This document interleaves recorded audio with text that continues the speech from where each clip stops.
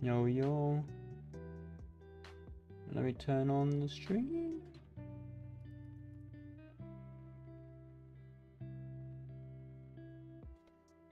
Oh, was it stream at 11?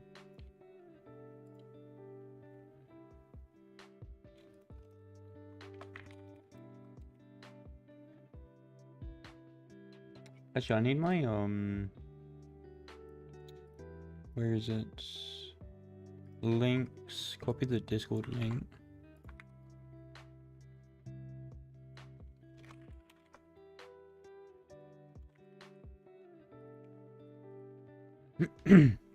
I'm just not looking at the chat if everyone's chatting at the moment. I just need to grab the game link and put it on the stream descriptions. RPG series. Update all. There we go. Alright. Hey Dex, what's up? I think all the streams should have it in the descriptions now. Let me just check. Oh, I closed Twitch, whoops.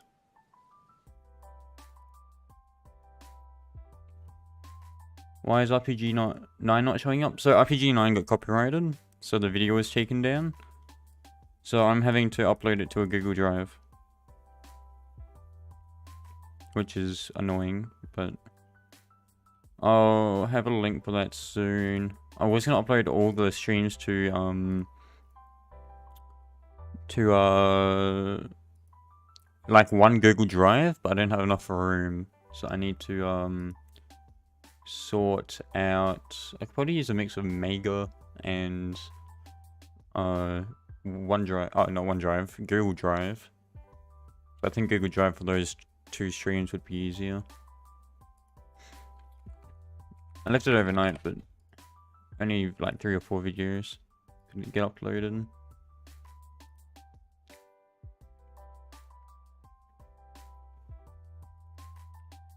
If I show you actually, I started putting them in here, but my Google Drive got too full. So I need to actually delete these and only put RPG 9 and RPG 7.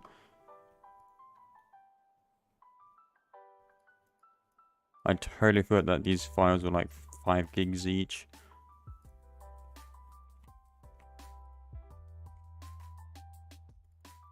Oh, I didn't even delete it. Okay. Well, usually I have to pay for like heaps of room because all the videos are very large in size. Like if we go and have a look, like 32 or 33 gigabytes. And that's excluding the first stream too.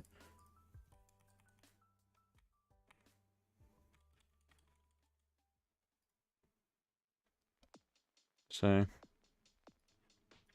I'll probably just get Mega and upgrade. Or Google Drive and upgrade. Would be too. Actually, Mega would be way easier because it will auto sync also. But yeah.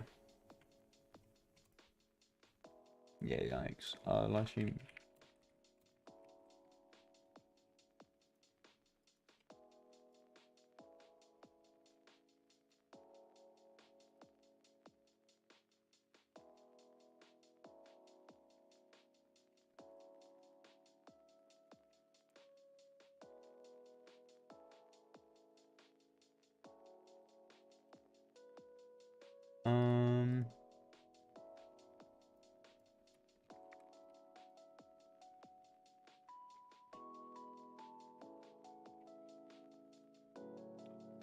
Hey Silver, what's up?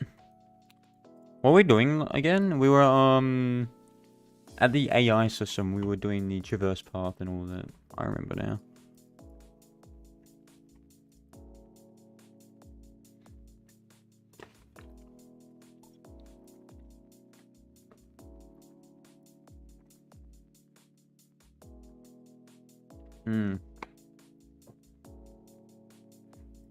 So we need that move to wait loop for the wandering. Okay, now I remember what we're doing. I'm just gonna get straight back into it. Enemy service, and then under the classes, enemy. So in here we are looking for a new function that we want to create called move to wait function. Oh yeah, move to wait. And that will be something that's extremely important. What we're doing next. Actually, for most of the AI. So, what I can probably do is just have a move to wait. We want the position.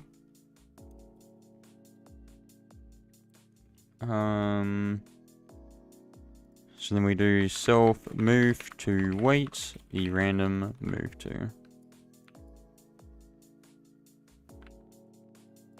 Yeah.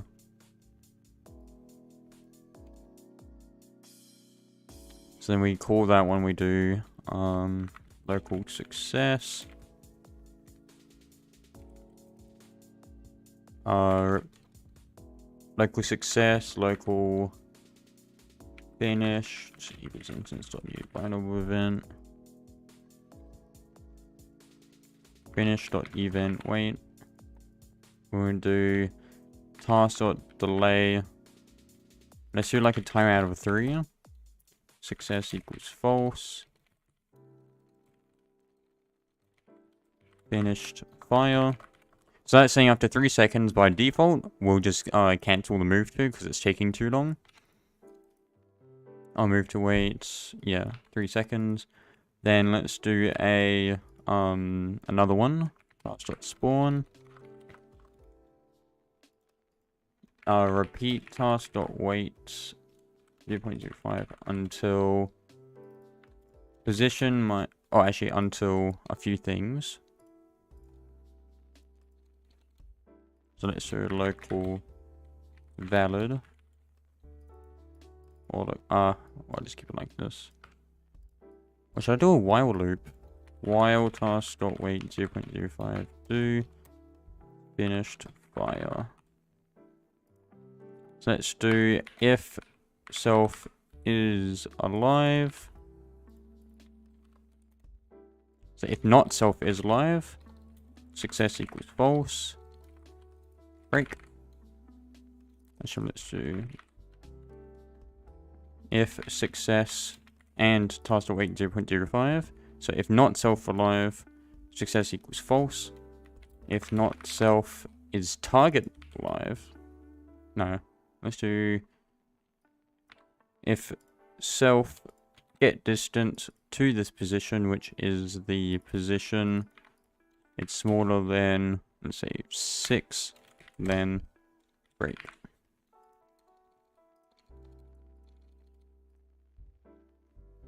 So that's saying if we're dead, cancel the loop. And shows that one should be probably swapped around. So wait 0.05 seconds. If we're still succeeding in this, do this loop here. If we're not alive, change that to false. If we're within 6 studs of the target position, then we want to break the loop. And we want to return success. And then we want to say, if not, move to wait, then let's do a new function. Function class stop move to, which is self.humanoid dot, actually it would be self.human colon move to self.humanoid root part dot position. So that's saying move the humanoid to the current position, which will cancel the movement altogether. Then I can just simply do, if we failed to get to that target position, just stop moving and stay here.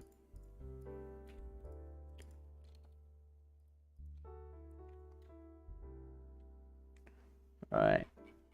So I should probably have another function then for function class move to position self.humanoid move to position. And that way I can just do self move to.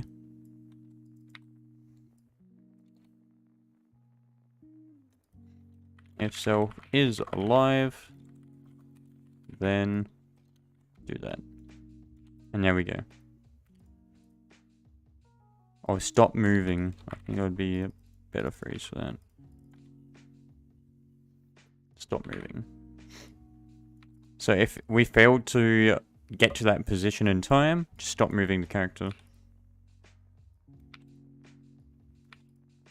And then that way also we can have raycasting and all that here.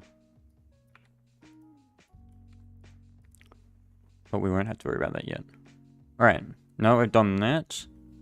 Let's run this. So we should see that it works pretty well. Yep, so it's working really well, except there's like, you know, zooming in everywhere. So what we're going to do is create a delay of some sort.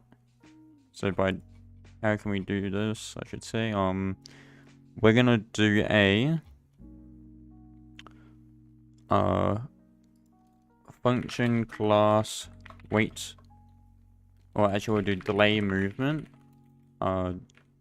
duration, and we'll do local start tick, well actually let's start clock equals os.clock, while os.clock minus start clock is smaller than duration do,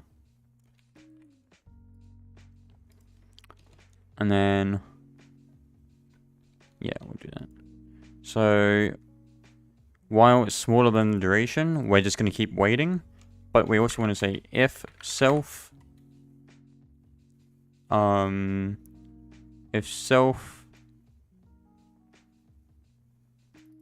target,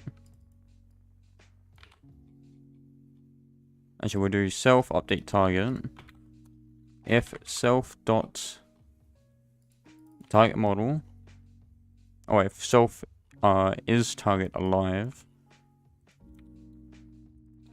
then break. So that's saying delay our movement. However, if there's a nearby target, break out of this duration loop. And then down here we can just do a self stop moving, self delay movement 2. Or actually we'll do like 2.5.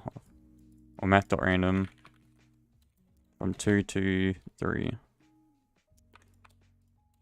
So we'll do 2 to 3 with a decimal place of 1. Because that's going 20 to 30, so 21, 22, 23, so on. Divide that by 10, so that'll be 2.1, 2.2, 2.3, and so on. Which in that case we'll do that.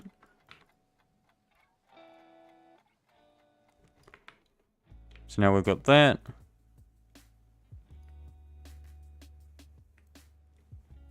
And it's generally inexpensive to do what we're doing. Obviously, we should probably slow the loop down a little bit.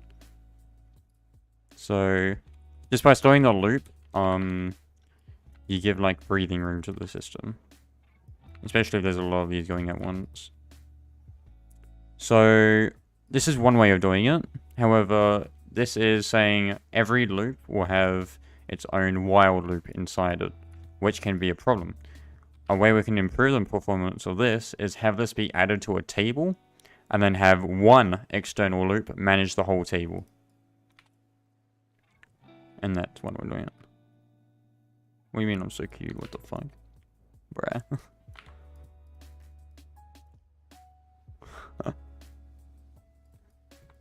So here, that will work. We'll leave it like that for now, but potential improvement.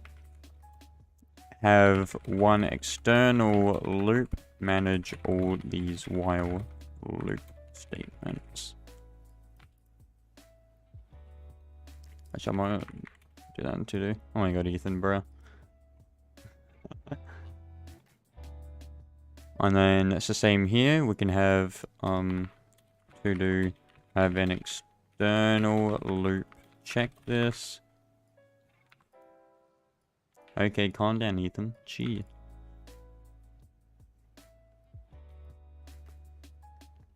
And there we go. So now that's our wandering done. So we can go back to the hack and plan and tick that off. So wandering. Oh, that's weird.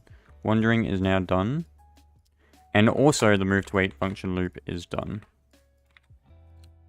Excluding the performance thing we can add.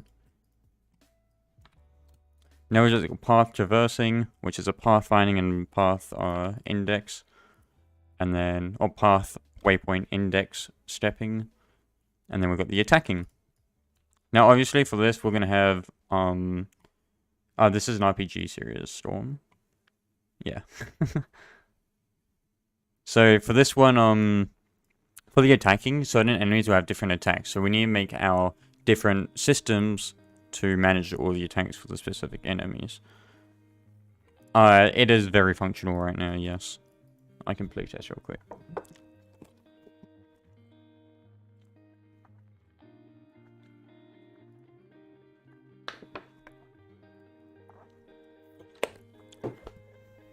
But you can see that enemy is now wandering around.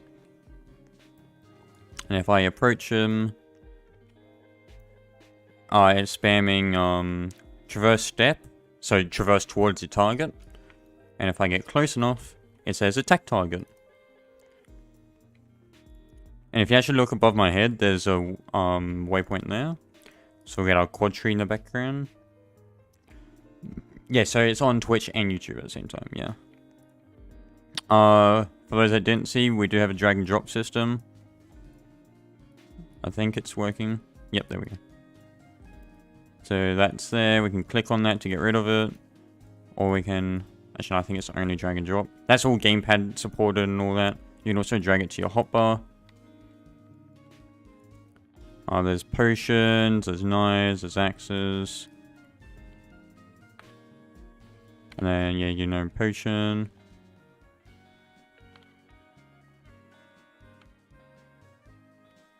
I haven't done any cooldown menus or anything for the potion yet, but, you know.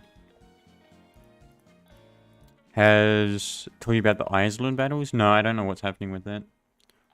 What's happening with it?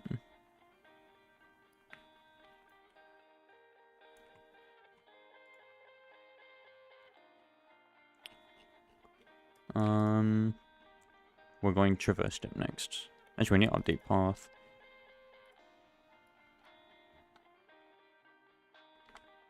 So we say path step, if not self dot. I'm gonna need a picture of this now. Is he on Discord or just put in the stream chat? I guess. We don't need any of them. We don't need that one. We're pretty much after only the path related stuff here. Oh, actually, we do need the humanoid. So let me put that to the side for me, and let's move on. So here we've got self.path object.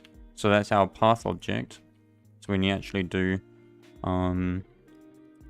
function class valid path or has valid path, we're going to do our return self.path object. It does not equal to nil. I think that would probably be has valid path equals self.path object and self.path object get waypoints. I believe that's how we can do it. Let me check. Game get service pathfinding service create path. We want get waypoints or dot. Is there a dot status maybe? That's a path. We're going to do e.status. Okay. And then e get waypoints. So and self.path object.status is equal to enum.pathStatus dot closest out of range.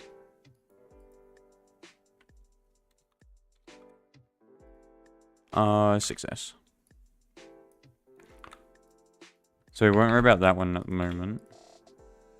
But we do need this has valid path. So if not self has valid path, then we want to update path.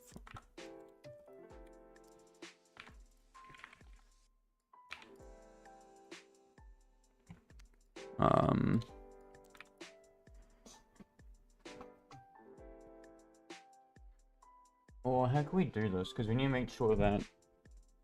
Actually, we can do it up here. So when we attack the target...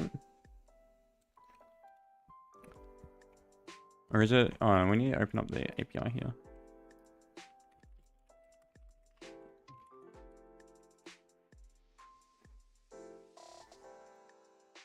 We need to figure out when the path is, yeah. Oh, there's a costs table now.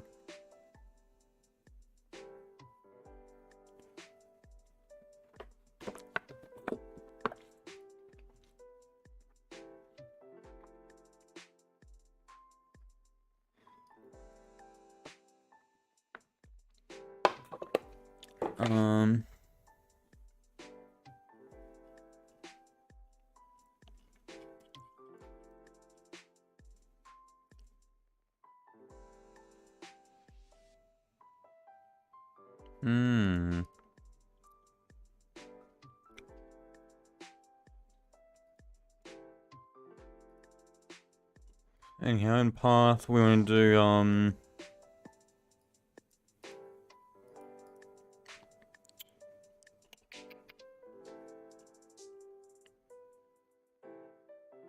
do I do, like, actually, it's probably be better to have a function to see if the target moved. So, function class has target moved. No, beluga, no.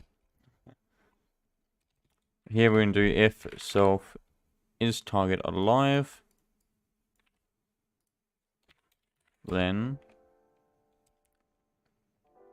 return true. So if the target is alive, we want actually here last target position.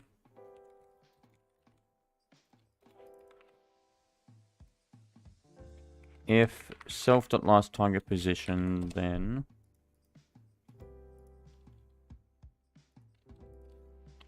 so local new target position equals self dot target model dot primary part dot position. So if self dot last position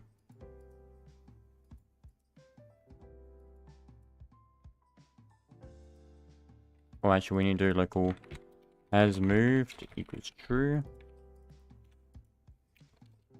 So if the target is alive, get the current position, and here we want to set it to this one here. So now inside this loop, or inside this if statement, we'll see if they've moved, because we know for a fact that they have been checked before. So here we're going to do, hey Phobia. So here we're going to do if there is a last position, and if the new position minus the last position, so the change in their position, if that magnitude is larger than, let's say, 3 or 4, then they have moved. Oh, actually, yeah, we want that one inside there, so only if they've moved, we want to update this last position. And then we want to say,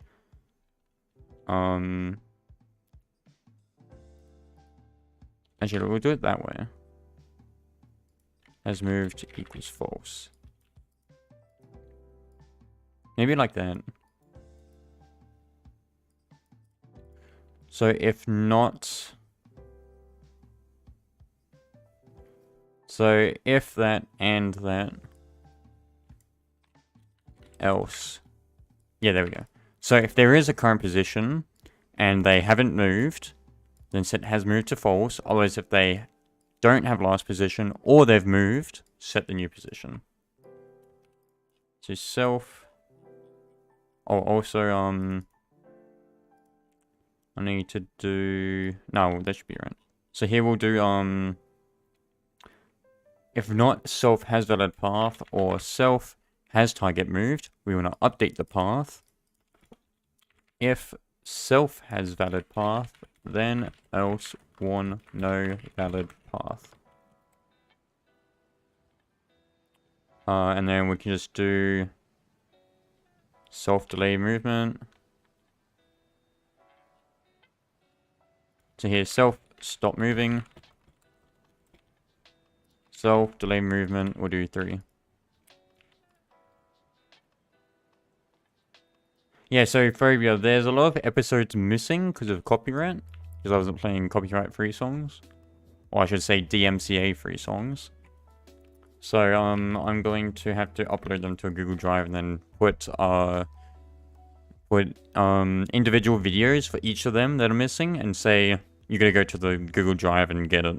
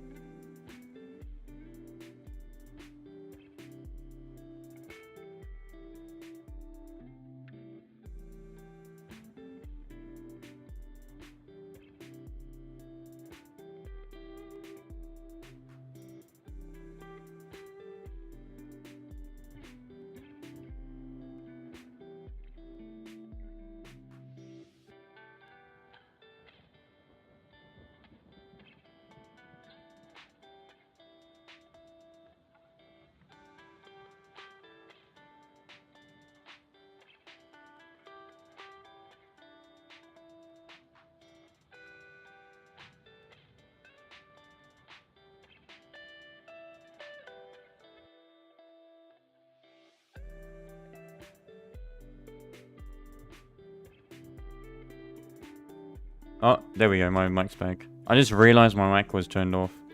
Oh, it was like the cord was fucked up. I didn't explain this whole thing and I didn't realize. No! Basically, when we update the path, we just want to clear the path. If there's a valid target, we want to try compute a path to the target. If that path is valid we computed, then we want to set up all the values. Otherwise, if there's no valid path, we just want to clear the path values and warn that there's no path. And then it can move on. Yeah, big oof. And you're a saucy barker, Monox, bruh. Compute path. So I believe this just takes in the start position and the end position. Also, we need to start at index 2 whenever we have our pathway points. Because the index 1 will be at your position. So here we have compute async. We want the start and finish. So here we can do self.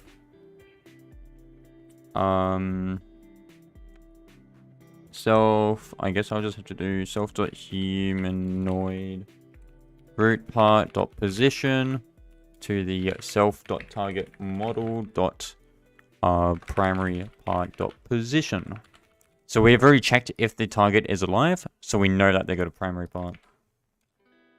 Let me just check that actually. Yeah, self dot target model. Oh, and self dot target model dot primary part. And the humanoid's health is larger than 0. There we go. So we'll try to compute the path. If it is a valid path, we can set up the path index starting at 2. Get all the waypoints. We'll check if... We'll actually do it that way. So if the number of waypoints is smaller than the path index... Actually, I might have to do... if self.pathObject.status is equal to enum.pathStatus dot success. Wait, is that one set to success? Yeah, okay, we don't need to do that then. Don't worry about that. There we go. So else, so here we're saying there's no valid path to target. Yeah, I was speaking, it was just bugged. So path object dot status is equal to enum.pathStatus dot closest.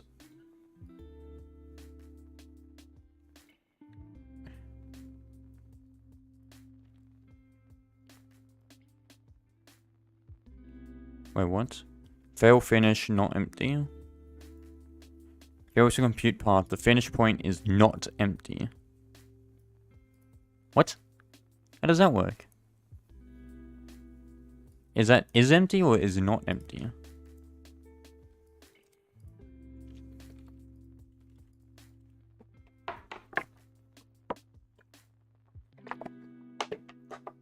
Whatever. Well, now we've got our path here.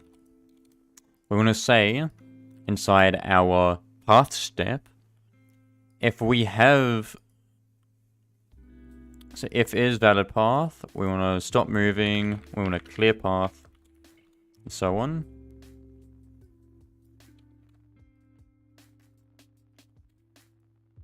Actually, is valid path. Yeah, so if not is valid path. So if it is a invalid path, or the target has moved, update the path. And then we can check if we have a valid path. We're going to traverse it, otherwise we won't do that. Yeah. So we do need a clear path there too. And then here we can do has valid path. So if self.path waypoints. Actually, we need to make sure we check for that now. So has valid path and self dot. Well, no, yeah. So here we check its success. So if it's successful, we know that we have our waypoint. So if self dot path waypoints, oh, actually, I need to. No, that should be fine. So self dot waypoint, self dot path index, then else. So here, if we have a valid path, and there is a valid point on that path, or if that is a valid point on the path, we can have it, we'll need a separate statement there. So else, we're going to stop moving, we're going to clear the path. So this is, we are still within the path. Here, we have, we've reached the maximum of the path. And then we can just do self.pathIndex plus equals 1. Local waypoint equals that current index. So if there is a waypoint that we're traversing to, we want to do self move to waypoint.position, and then we're going to do self move to wait the waypoint position. And once that's done, so once we've moved to that point, we want to increase the index there by 1. So if we have a look, we have a move to. So that's saying move, get that humanoid and say move to that position if we're alive. And then this move to wait says, actually let's do self is alive.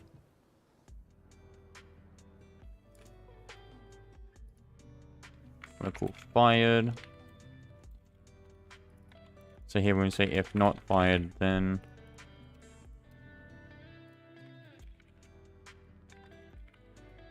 I just need to make sure we have the statement here.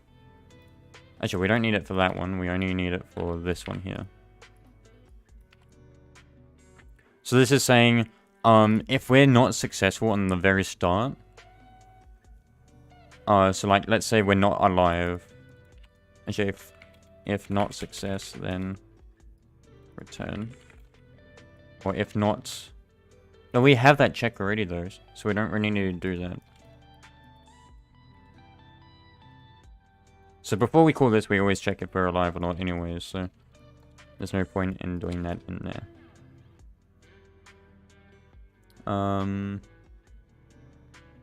Yeah, okay, that should be fine. I'll try not to overcomplicate it. There we go. Now that's done. So let's run through this again. If there is no valid path, or the target that we're chasing after has moved, we want to update the path with the pathfinding. And then we want to say, if there is a valid path, we're going to traverse it.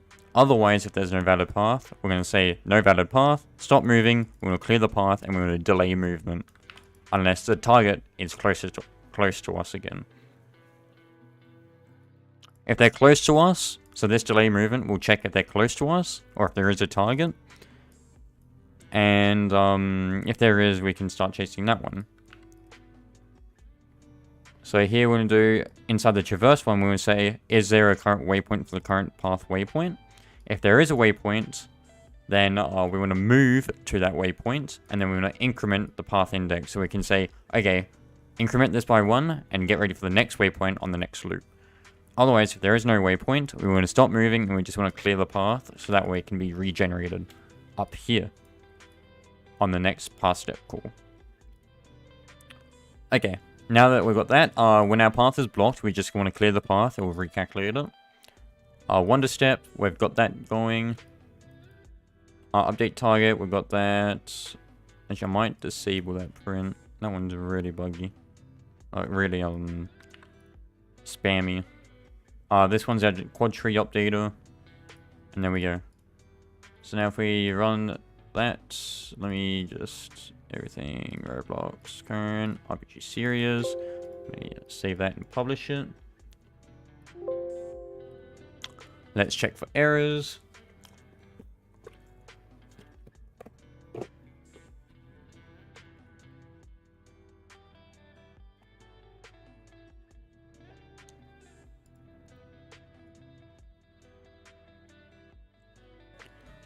So here we've got, it's saying wander step. So there's no nearby enemy, so it's just going to wander around. But if I start approaching it, it says update path is traversing towards us, and then it starts attacking us. There we go.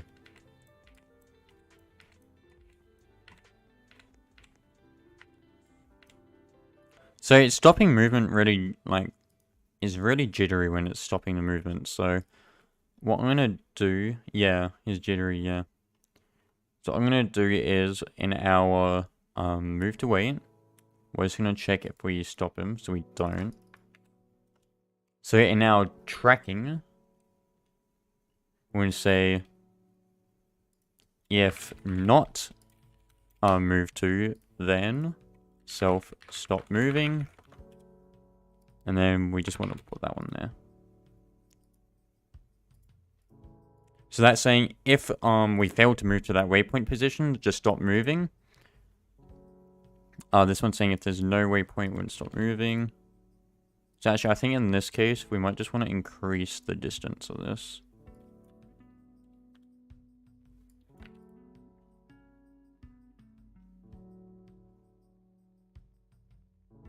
No valid path to target.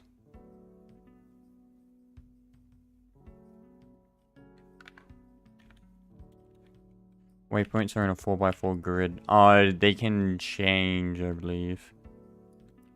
Out of that. Yeah, especially around corners. Update path.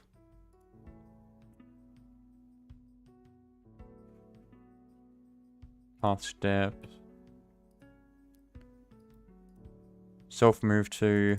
Yeah, so only if that. Didn't do that. I should visualize the path. Let me do that actually. I'll visualize the path so it's easier to see. So here we want to say on waypoint creation for I waypoint in iPad self.path waypoint do visualizers I'll do like a circle node. So in my utility I have a visualizers and we're just going to run this circle node one. So we want the position, waypoint.position, properties, I'll just do that there, duration, I'll just make it like 3. Actually, I'll make it like 1. 1 plus I times 0.1. Oh, 0.25. So visualizers, let's get that.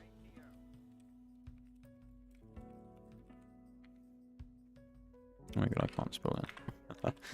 Visualizers there. So we'll just create a bunch of circle points for the waypoint so we can see where that is.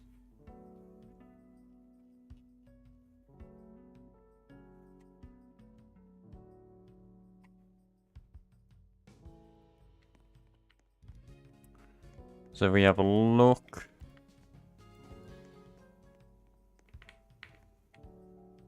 There we go, much smoother.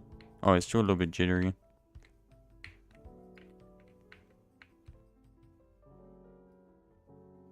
Oh, it keeps updating, that's why. Line 22, let's have a look. Which I'm just going to get rid of that print real quick. So the reason why it's jittery is because it's spamming update path. Which I believe it should not be doing. Because update path creates the path, but it doesn't actually traverse the path. Yeah. Update path. Yeah, so we clear path. So update path. So if not, let's do let's see which one of these is doing it.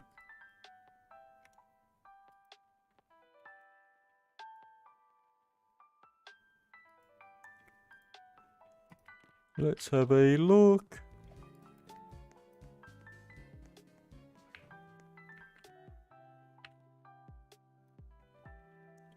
False, false, false.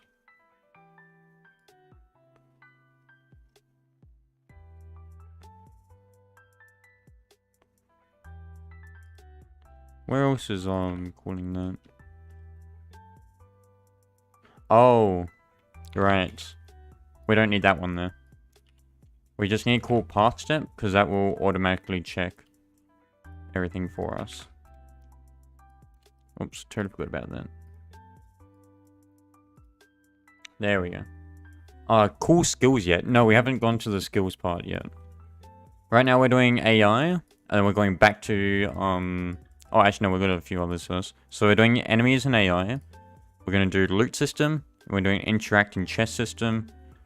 And then we'll go back to the combat weapon system, which will be the final thing before I make the game public and people can play it. Because then, you know, we've got a functional game at that point. But, there we go. Now that's not jittering. And if I start moving around, it's going to start updating the path.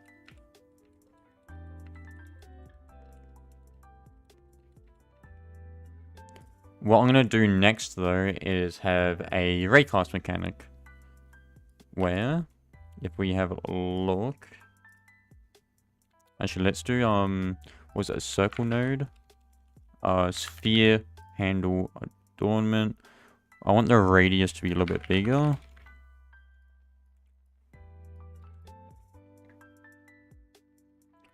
So here what we'll do is actually, attack target, update path, acreage, class is target in sight. I'm 19 now.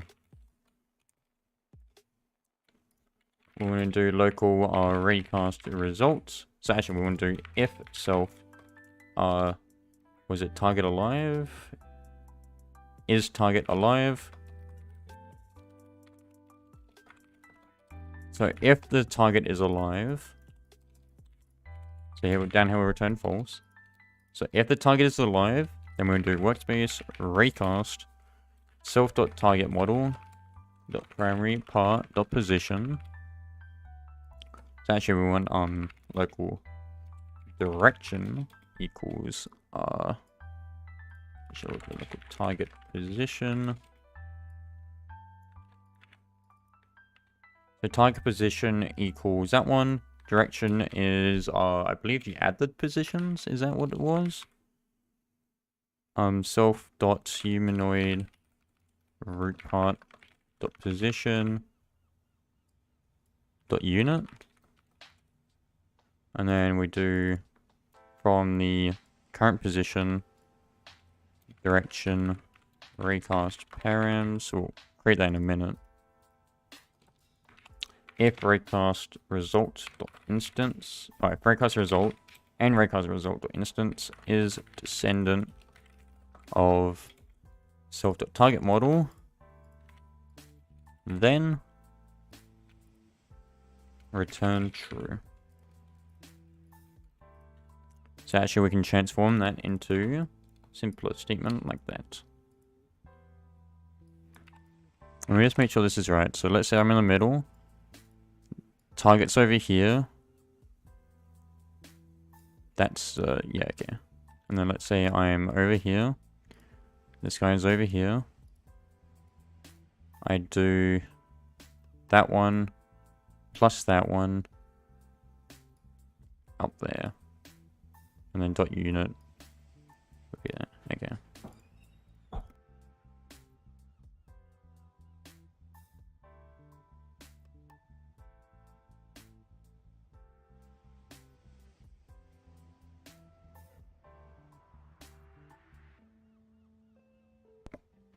How does adding the target position and the humanoid root part position give a direction? Oh my god, fuck. Now I need to explain this, god damn it. Okay, let's just say it does. So I'm pretty sure it's adding them. Yeah, let me part 0, part 1.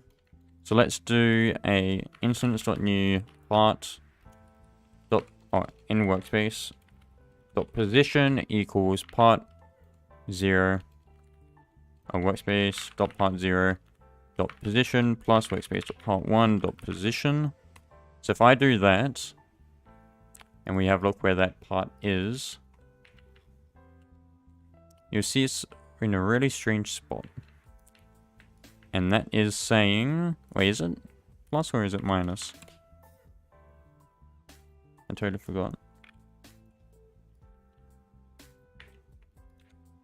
Oh, it might be minus. Oh, fuck. That's why. If I get the unit of that,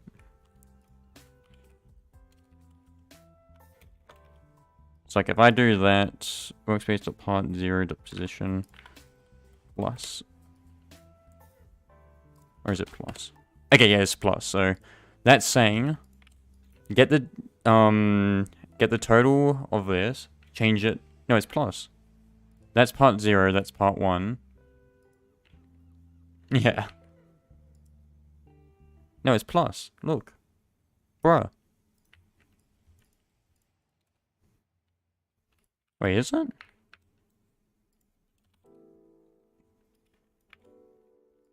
Oh, is it the negative of that?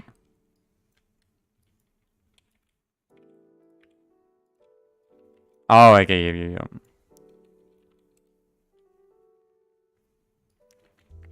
Yeah, I see now, yeah.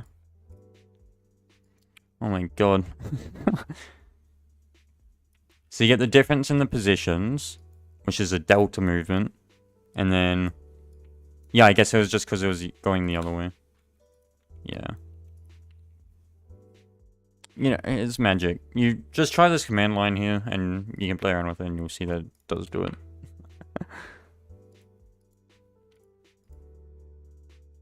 So that means I need to do negative direction, I believe. So plus the negative direction times 50. So like if I do that, that should be, yeah, okay, yep. So I need to do the negative of that direction.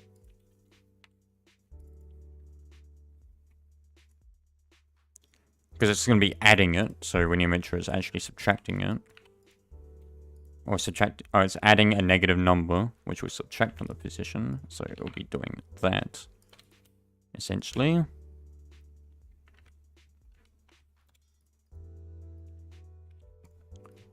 And it's much faster than doing like cframe.new. Wait, what's going on here? It's much faster in terms of performance than doing cframe.new, the my position, target position, dot look vector. It's a lot more performant than doing that. Because this one actually has to do a bunch of other values too. But for the raycast params, I guess all we have to really do is ignore what are true. Filter type equals enum dot filter enum dot raycast filter type dot blacklist dot filter descendant equals self dot model. Yeah, of course, an eye on math. Don't overcomplicate it. That's why I simplified what it was. Noob. So now what we can do is, so even if they have a valid path, we just pretty much want to check if self, target inside, then else. And this is what we pretty much just do now.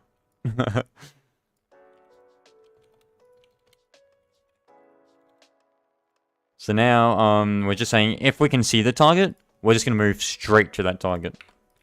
Move to self.target model .primary part .position.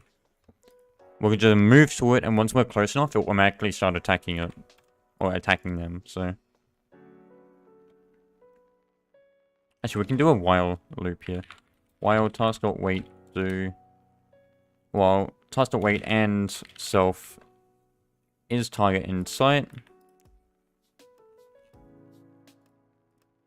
Do self move to that target. If self distance from, so let's actually say target position is smaller than config. Self.config. Actually, we can just do can attack target. So we have another function here. We say within attack range. Or is there another one?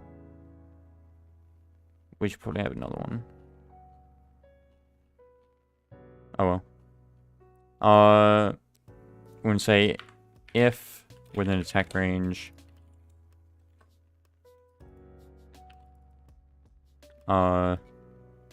the distance from this position. Hey, Kid Dream. We're going to say self-get distance from the target position.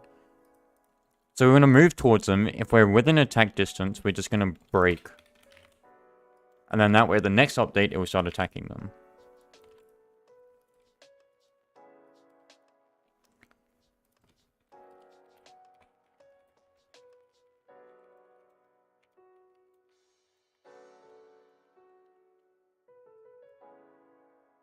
Actually, we can do self-attack target. We'll just call that directly. It'll be a lot better. Actually, we can do either one of them.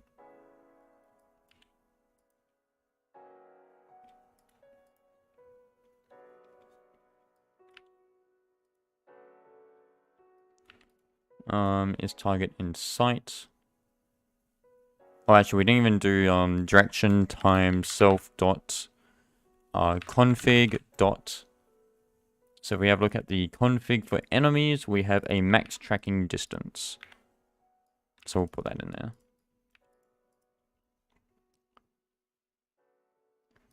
So track them directly if in sight, and attack if they are within range.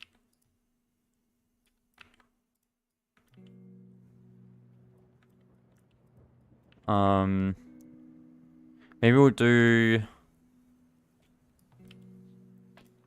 Should we do like a lost counter? So like, if they are not within sight for like 3 seconds, the AI loses them?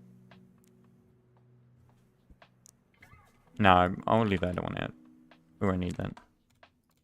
Because you can just escape from them, from their attack, tracking distance, I mean. But here we have, if not self, has valid path. No, it does all that.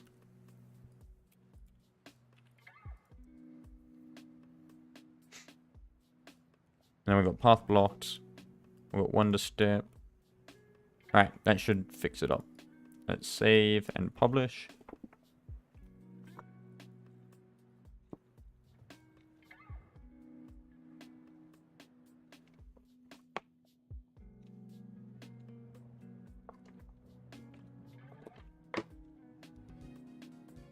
So let's have a look. It's wandering around right now. And then when we approach it, update path. So it's tracking us now. So it's actually in sight of us. So what I need to do is... So it's spamming update path, but we don't really need to. Also, when we attack target,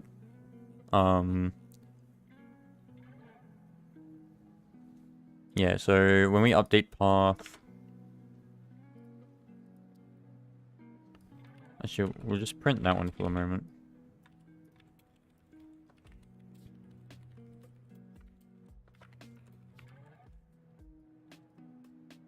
Well, workspace.train, get children, and then table to insert that.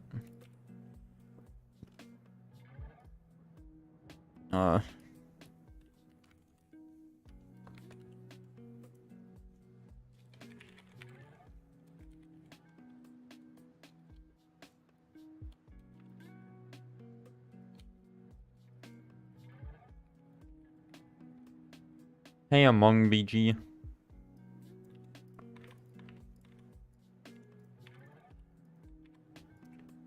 Sure, Aiden, just give me a second. Let me just fix this, here.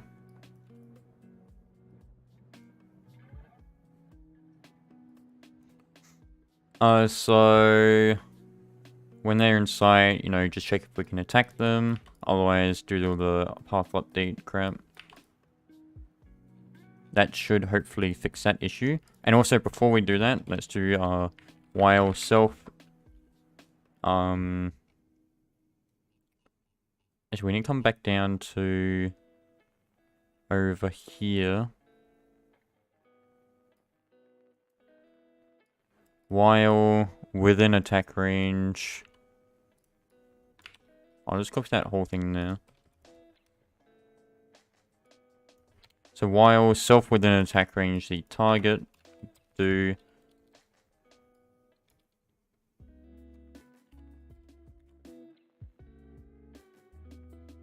so while self is target alive and it's within attack range, we want to do print attack target. Target within range of attack. We're going to do task.weight. Let's do like 0.5 for the moment. 0.3. And we can just return there.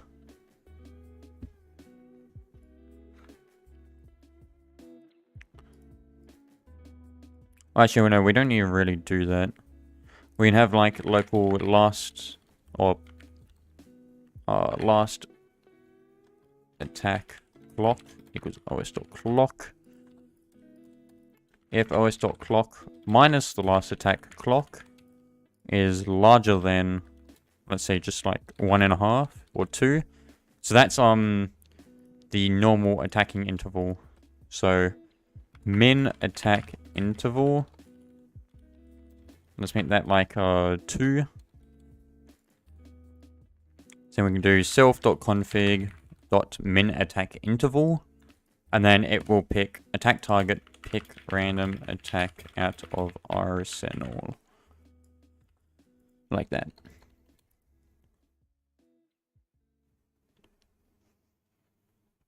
And we don't definitely need to actually put a task.weight there.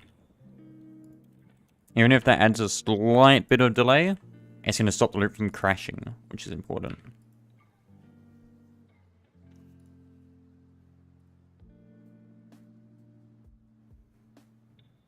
Actually, in that case, we should probably just do like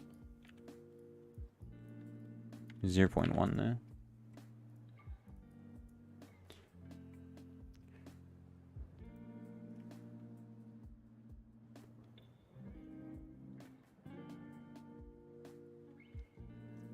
So there we go. So it should be wandering around at the moment. Yep, wander step. Now if I run up to him, he's going to start tracking me. So it says vision blocked. I'm assuming that's because of the visualizers. So if I just disable all of these visuals. Let's actually run to here, records results.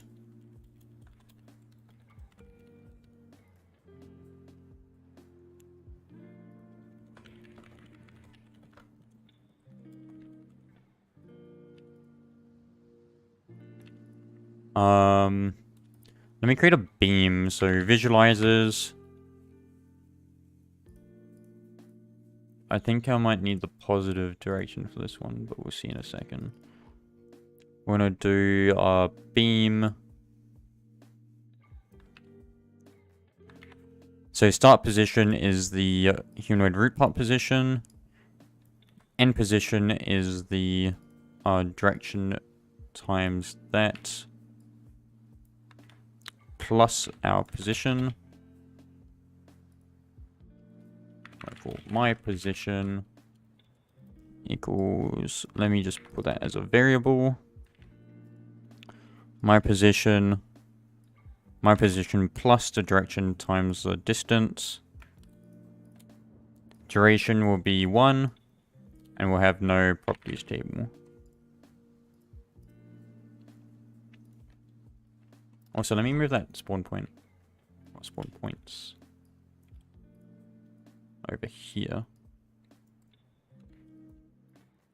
We'll use skill dummies.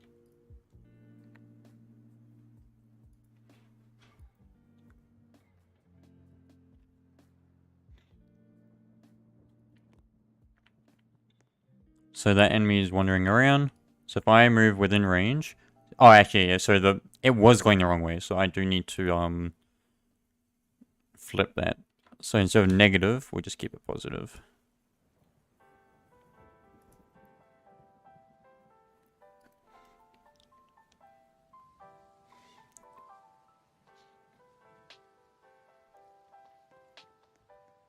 And if we do that again, yep. So it found me. So it's just immediately going to track me. And once it's close enough, we'll have it so it stops moving. So here, let's get rid of all that again.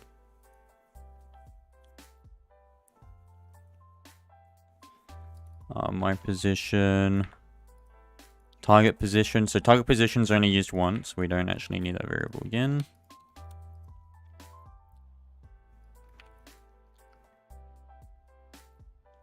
We won't need these visualizer circles anymore. Oh, nice.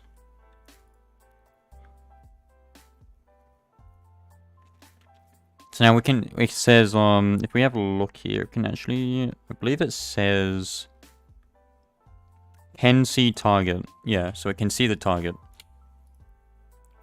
So if within an attack range, we're going to attack target. So actually inside the attack target, we'll do self, stop moving. So we want to stop moving where we are, and we're going to keep attacking them. Or otherwise an alternative is we can do self move to. Let's have a function and get direction to target. Function class. Yeah, this is solo developed here. Get direction to target. There is contributions though. Get direction to position. Position. So we're gonna return.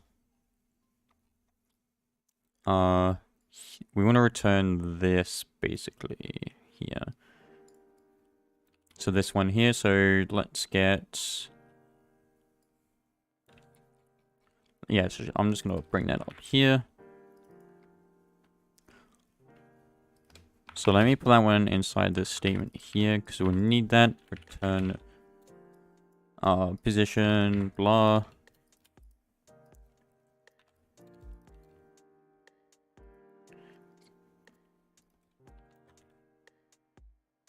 Get direction, pos A, position B, to my position, to target position.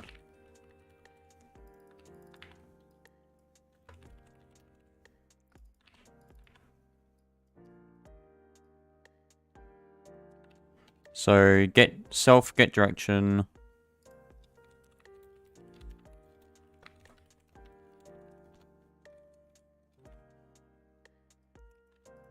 So from my position to the target position, and then that way we can still use it. Yeah. And then that way we can come down here. Oh wait, where was it? Oh, self move to I don't want, no, I do want that one. While target is, oh wait, no, yes, we want to go to the attack function.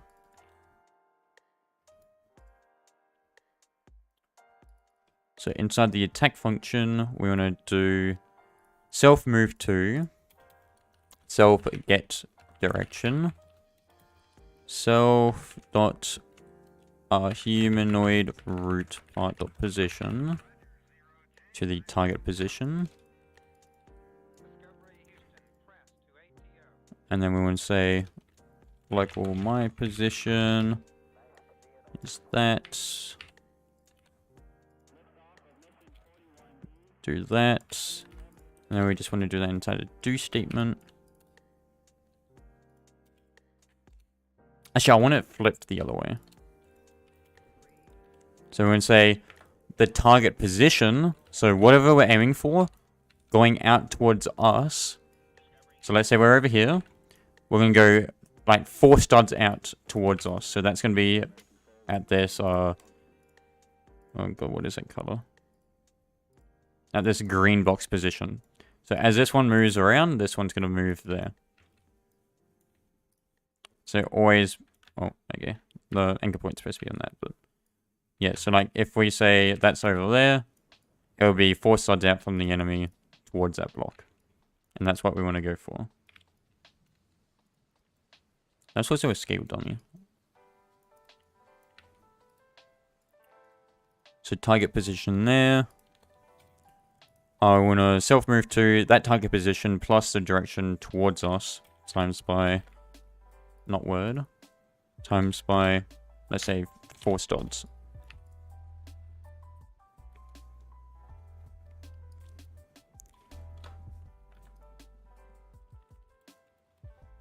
Direction. So let's do that. So actually we don't even need that one there anymore.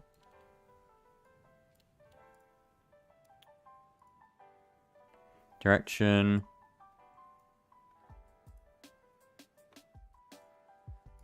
Yeah.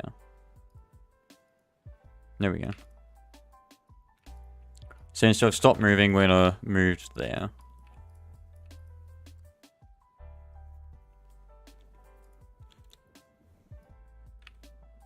So now if we have a look at how that works.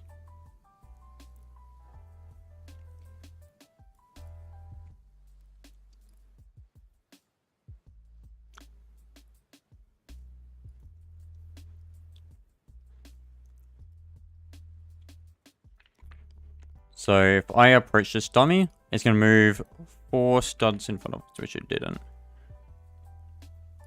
Target within range of attack.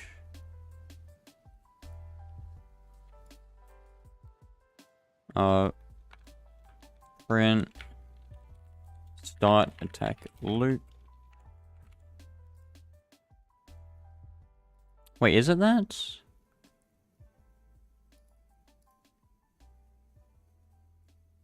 My position, target position. My position, target position. Or is that supposed to be negate that?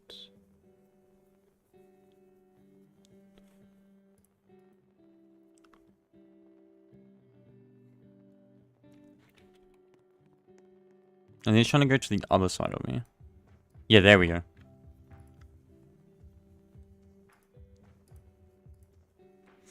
So that actually took a second to work. Let's have a look at the attack target.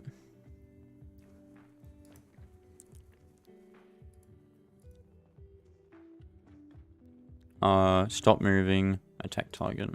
And it might be better to do that.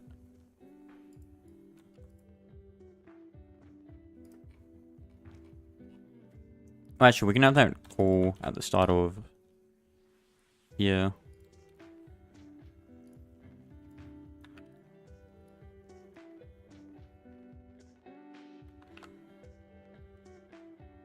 Oh, also when you do last attack clock, because I always still clock there.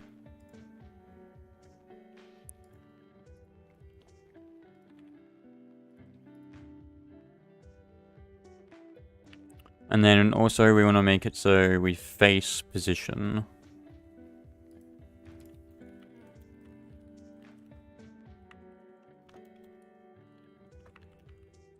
We'll do if self is alive,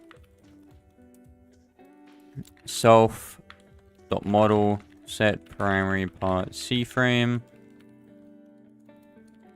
dot new self dot humanoid root part dot position for the target position, but we want to do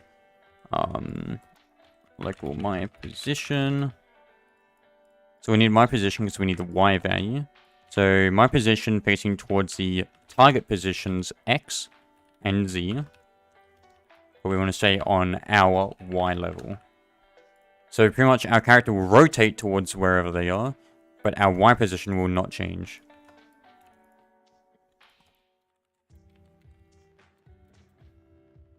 So let me separate that one so it's easier to read.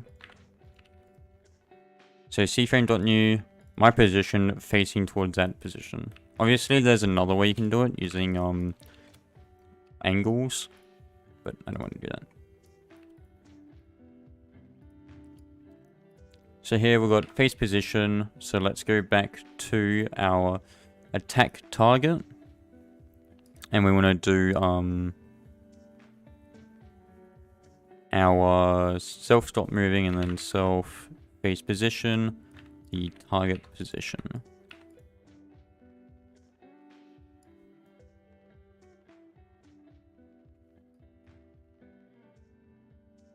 Oh, maybe we don't actually need to do that. No, because that's going to complete a little bit of this.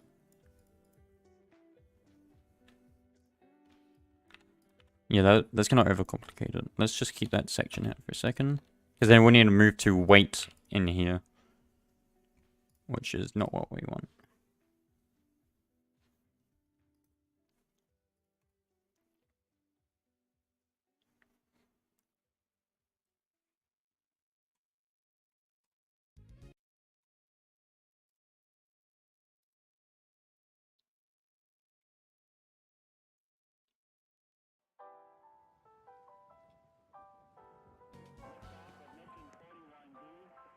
So if we try that again, it's tracking us.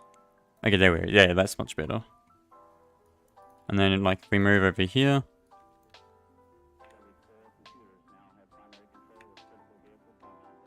Attack target. Okay, so it's still got to try and face us.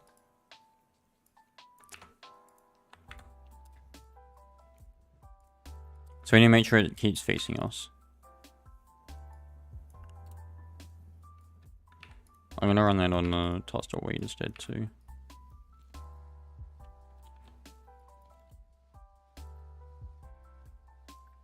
Alright.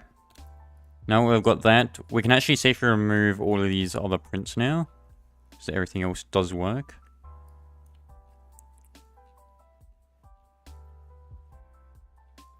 Oh wow, we're at 500 lines in this one. That didn't take very long, now did it?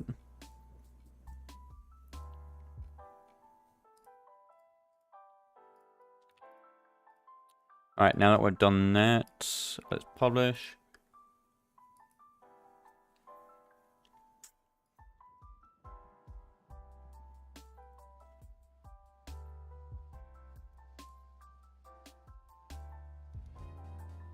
There we go. So now if we approach this, it's going to track us and it will stop in front of us. And if we turn it around here, it's going to keep rotating and taking us that way.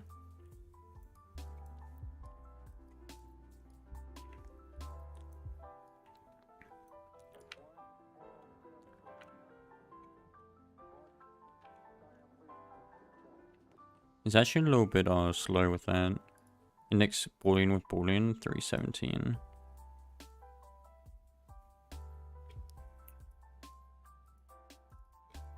If has valid path.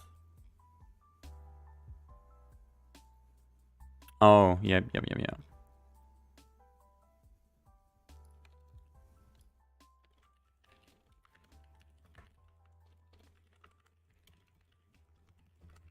We just need to add those two on the end.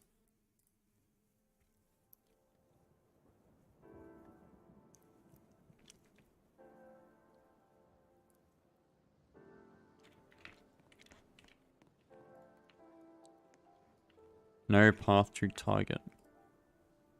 219.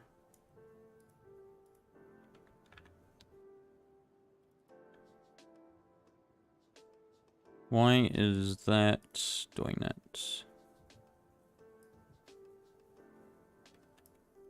I guess I'm gonna have to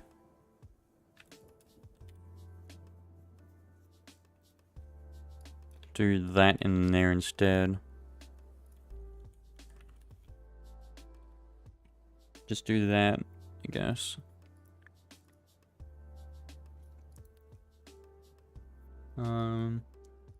Yeah, that should be alright.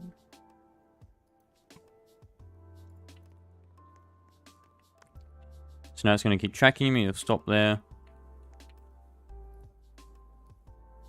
I actually want to see it from the server view too. Okay, so at some point it does start jittering.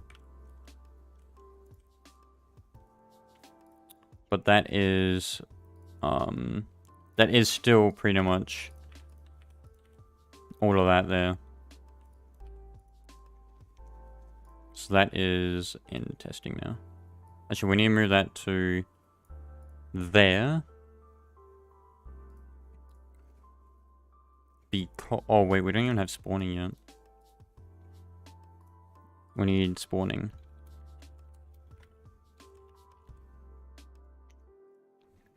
So for spawning, what we want to do is, in our enemy service, we're going to register a model, and we're going to say local, not there. So if there's config, we're going to say local backup model equals model clone.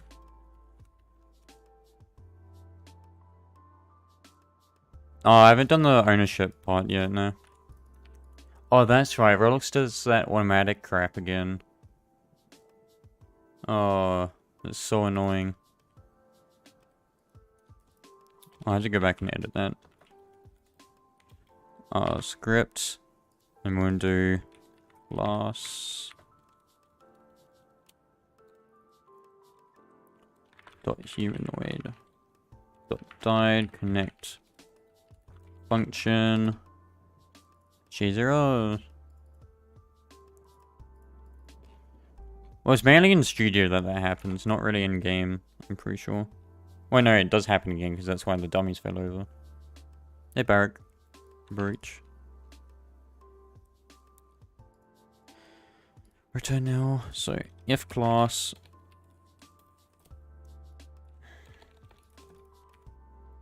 class at humanoid died connect function backup model dot parent equals enemies folder. And actually we can do a task dot wait self dot class dot config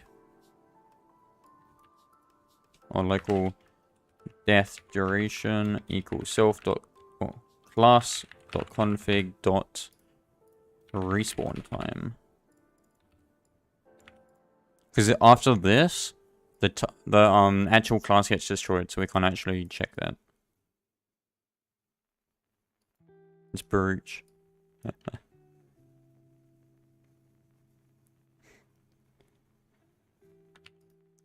If we go over to our enemy's config, we have our attack range, max tracking distance, min attack interval. Let's actually change these values here. So respawn time. Hey, Leffy. So actually, we need to fix something too, because that's saying so what was this, like 20 before? That's saying it's 10 studs in all directions around it. Because of how our quadtree system works is we have our, let's say, our AI is here. 20 studs in length for the rectangle. So that means 10 studs up there, 10 studs down there. 10 stud. 10 stud. So actually we need to multiply that by 2. So make that 20 studs in all directions. So we need to do that too. And that is as simple as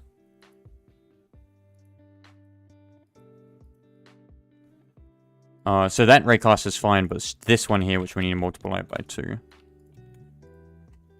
And that's it. And then respawn time, let's make this like 5 seconds.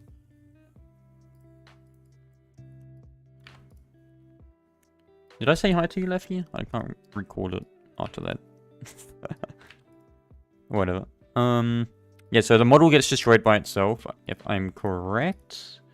If we have a look inside the enemy. On destroy. So task dot wait 3, then destroy it. Yeah. Actually, we'll do self dot config dot respawn time.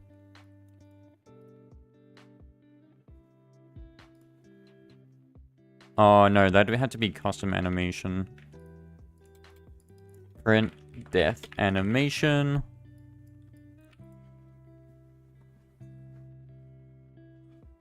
And then we can destroy that.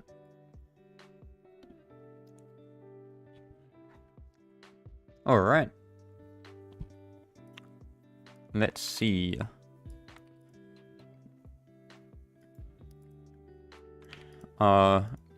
You are. Get it right, Brooke. I've customized my main module.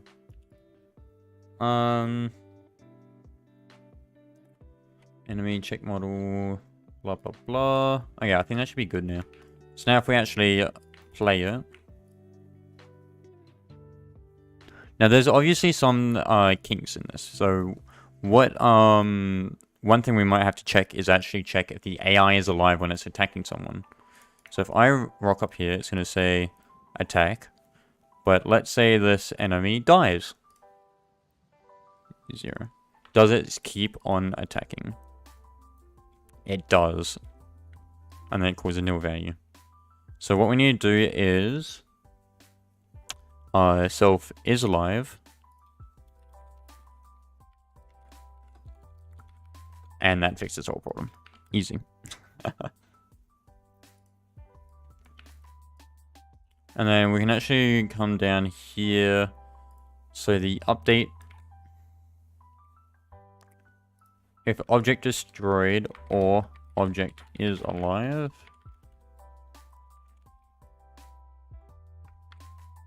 We want to remove it. So if it's either being destroyed or if it's not alive, just remove it from the active classes. Otherwise, if the object is not busy, we want to update it. And that should be good. And now we just need to do a bulk test. So it's task.wait is pretty much just the wait, except it doesn't throttle, which is what this one says here, with throttling. And if you do task.wait, without throttling, because it's using the next heartbeat.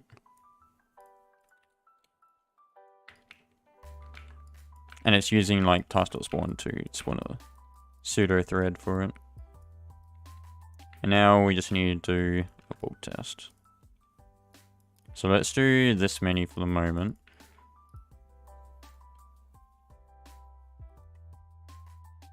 So throttling basically means if you have a lot of them running at once, it's going to start slowing down each other. So like, oh actually, is this going to work? Yep, so those work. I can start pulling all these enemies.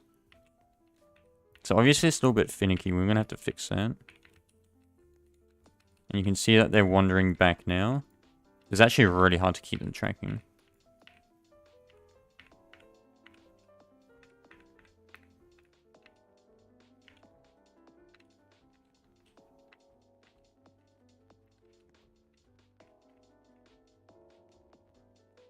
Yeah, it's way better. I'm using delay, bruh. But it looks like so far so good. The bulk test is alright. I just grabbed that one. Now let's grab a few more. For the moment, I'm just going to disable them rotating, because that is causing annoying visuals.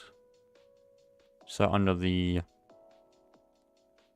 face position here, I'm going to get rid of it. And only when you attack, you'll face them.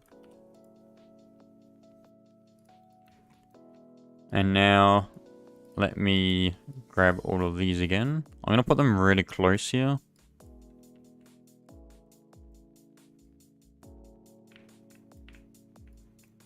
Yeah, the whole task library is just better.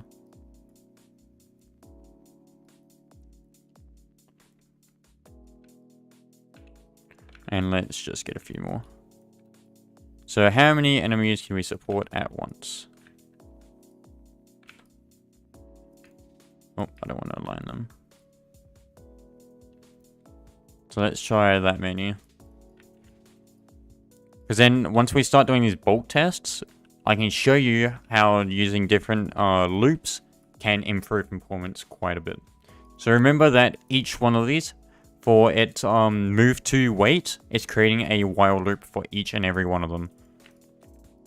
So right now, you know, they're moving around pretty well. If I just run in here, it's surprising going pretty well, but you can see that it's starting to freeze a bit now. And that's because it's really heavy. So if we have a look here, we've got a within attack range. We've got a target alive is alive. Doesn't seem too bad. Print attack target. Let's actually have a look if any of them being spammed down. So if I run that again, because it might be spamming update path, but it can't.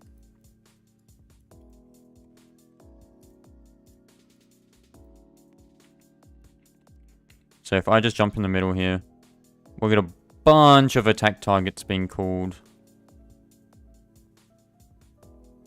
And there we go.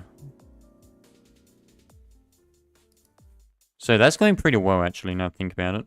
What we can do, though, is use collision and disable collisions, and it will make things a lot faster.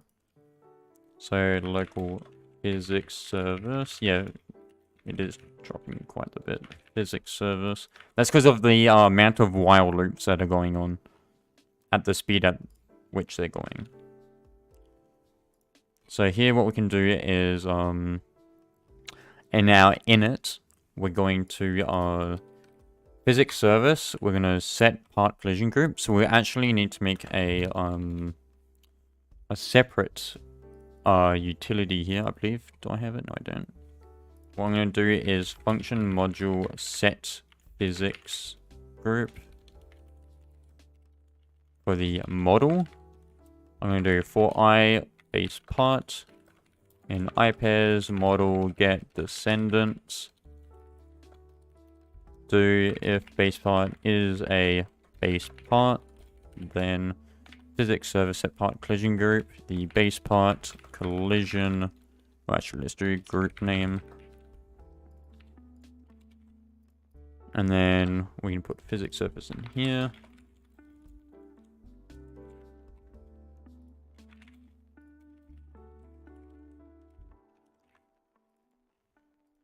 So we'll do that. We'll also do a assert at the top here. We'll do physics service, collision group.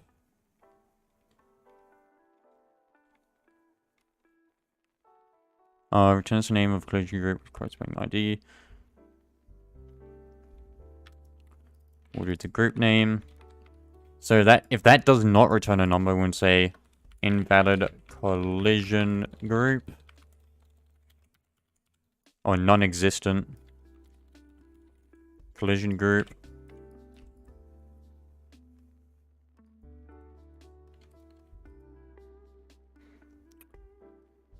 What?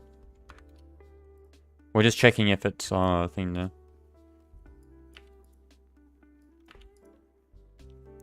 And then we can just go enemy. We'll do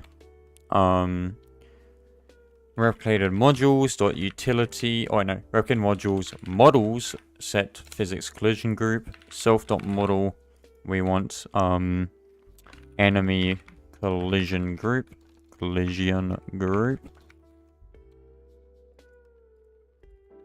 And then down in actually we're gonna do it at the top here. We want physics service create collision group. Enemy collision group, physics service, set collision group, set collidable. This group false, so the models can't touch each other anymore. In the part. Why would you need to do that? Can't you just set the...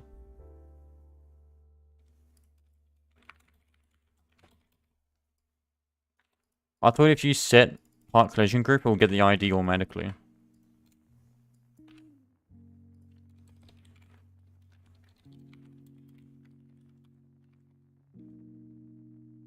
This guy's the automatically set ID number of a parts collision group.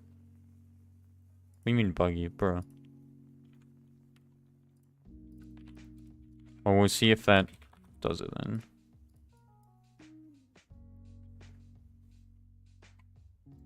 Oh, did it not send?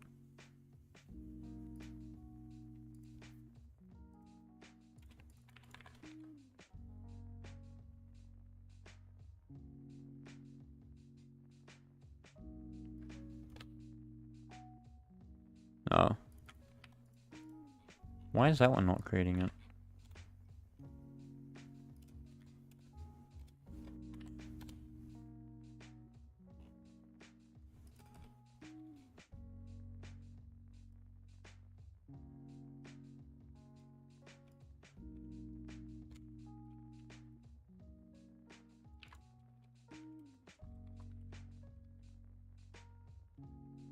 Let me try that one again. Wait, how? What? I'm literally creating it on the spot.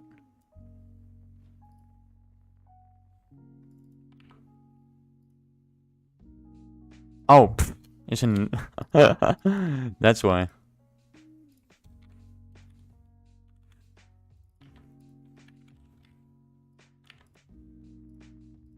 As in fucking quotation marks.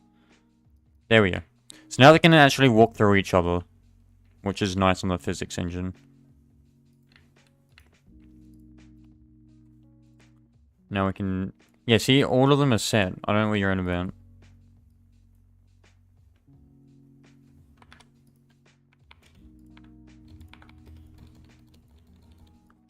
Your code must have been buggy, Burge. Get good. Let me actually swap that around. Function ran in.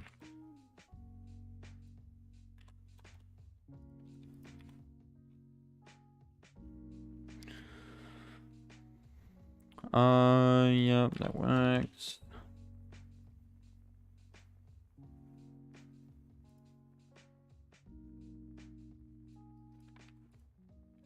That's fine. Let's bring that up here. Just clean some room up.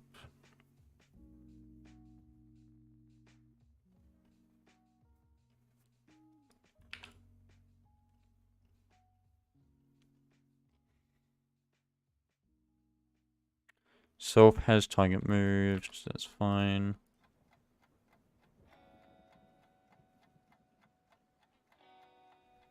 Actually, in this case, we probably don't want get direction. We probably don't want that as a class function.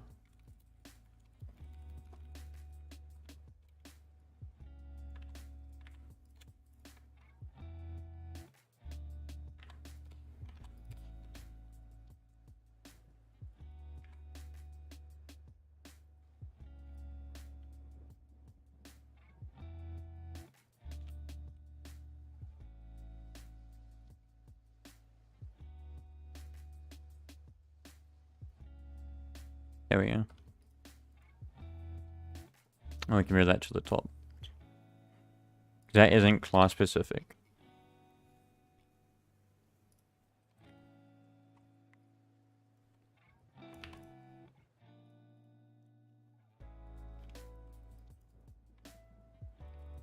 So points. I want to reduce the thing of this, but I can't really. Well, yes, I can. I can just overwrite the... Let me try something with this.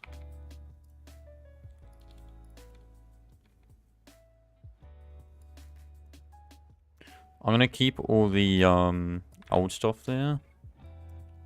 But let me try a different way of doing this. I just thought about it now, but I can do it the other way.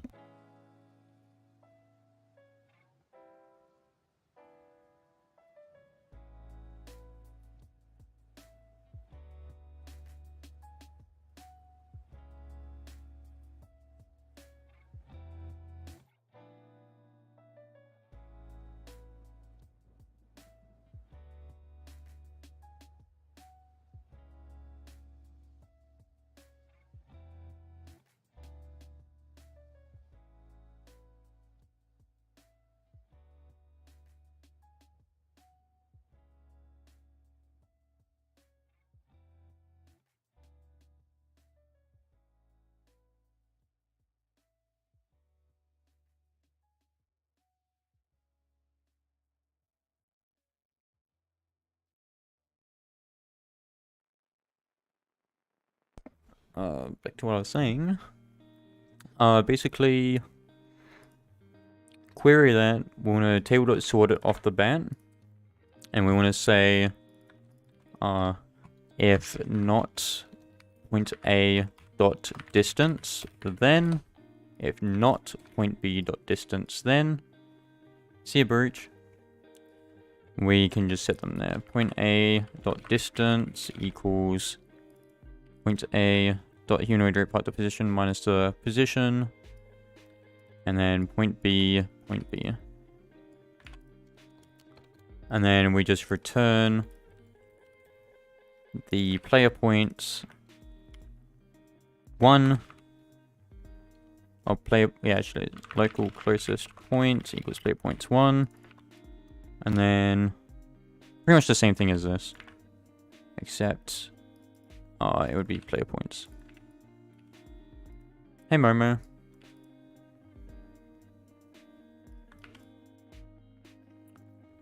Oh, that's right. I remember why I did it this way now.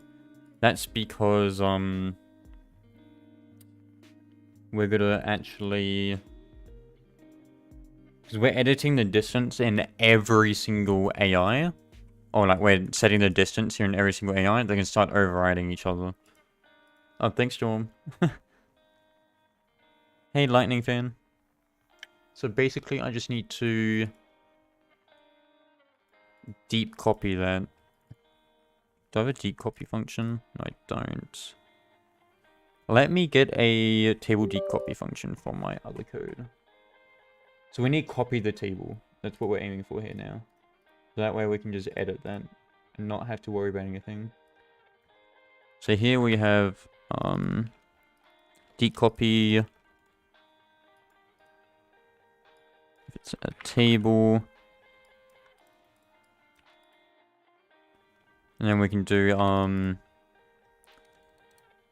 player points equals replicated modules dot table deep copy the player points. So just copy the table, and then we can just set the distance here in each of them and sort them in an order. And then whatever's the first in the table is the closest, whatever's last is the furthest. Hello bro, take care. I don't know if you're going or staying, so... Oh, you're saying that's just all making now, man. But if we try that now, it should be all good. And what I want to also do now is, if we have a look... so we'll leave that comment there in case when you actually revert it. But if we have a look here... print live loop. So what we're going to do is just print all the live loops. That one generally should be okay. That one we can actually change. And then there's a move to wait function. Where is that one again? Move to wait. And then we can have a print live loop. So now if I run this, we're going to see that there's a lot of live loops. And they're printing heaps, as you can see. So what we're going to do is go... So the major contributor to this is this move to wait. So what we're going to do is local move to wait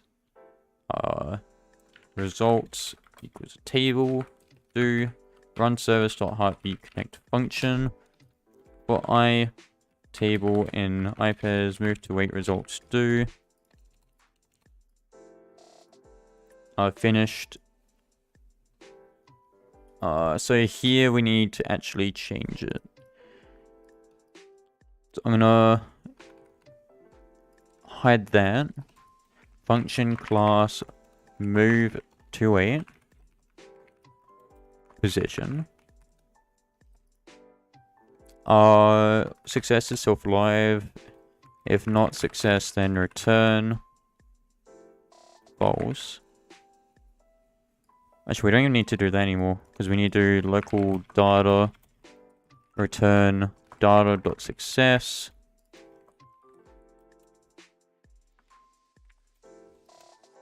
How long did it take you to learn scripting?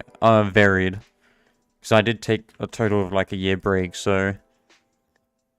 Once I got past the basics, which was like in 2017, 2018, I pretty much took all of 2019 off, except the last bit of the year.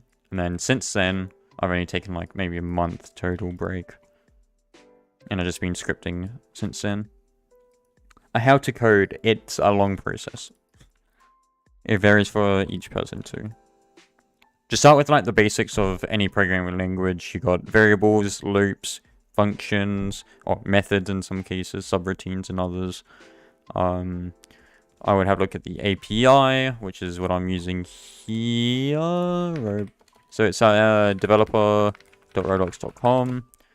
That's the API. You can use API reference at the top here. Super useful. Recommend using it. And yeah.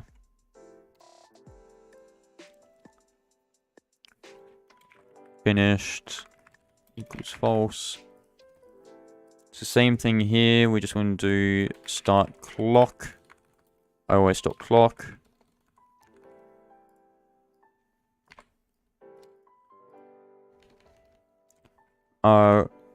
Repeat task.wait. Actually, we can do bindable equals instance.new bindable event. If data.finished, so if not data.finished, then data.bindable event wait. So now we're going to have nothing of this sort being held in here. We're going to do it all in here. So here we're going to say if table dot, actually let's do it a different way. Let's do local index equals 1 while index is smaller than number of these. Do local data equals move to wait index if data then else.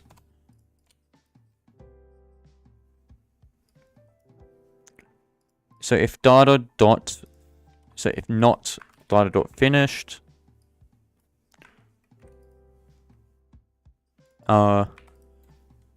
and data dot start, so os dot clock minus the starting time is smaller than 3, so that's our timeout. Then do that. Otherwise, table.remove move to wait results index. And then here we do index plus equals 1. And then we can do our checks here. So if not class is live. So if data.self is alive, actually, or not. If data.finished and that and data.self is alive. So if it's not finished already, if it's not timed out, and if it's if the AI is alive, then we want to do actually we need to also do data.success equals false, data.finished equals true. We're going to say if it's 6, if data.self get distance position, so that is the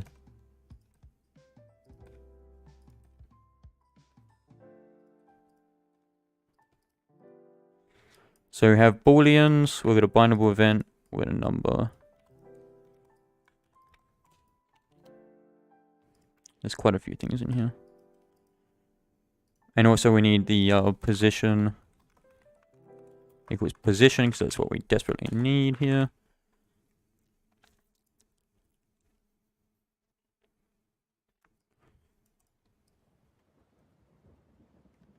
Let's just set that to true and finish to false.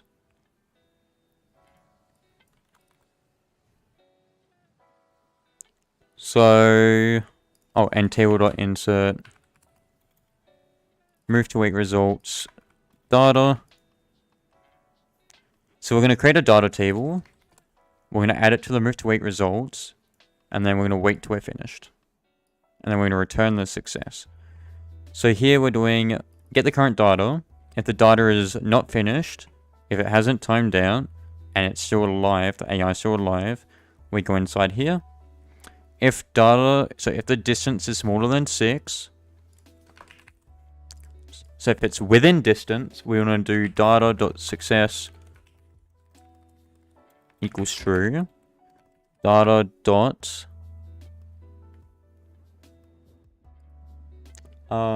finished equals true.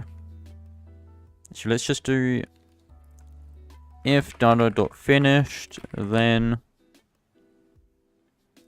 table remove that.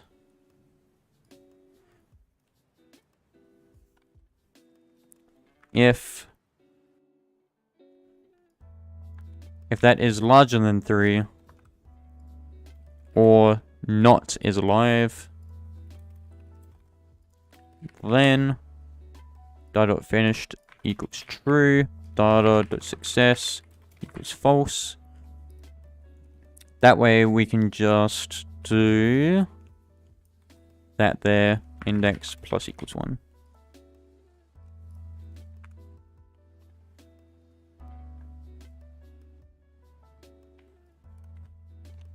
So if we remove one, we want to loop again on the same index. Otherwise, we can just do success true. Actually, we want also that success. So if it's finished, remove it. If it's timed out, set finish to true, success to false, and continue. So continue the loop. If we're within distance of the point, set success to true, set finish to true. And I guess we could actually table remove it also if we really want to. Now it'd be faster if we just removed it.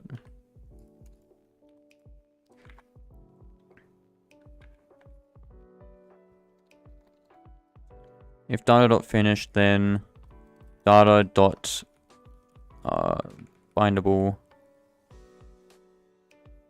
fire.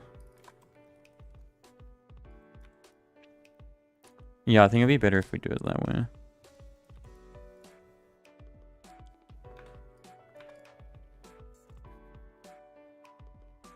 There we go.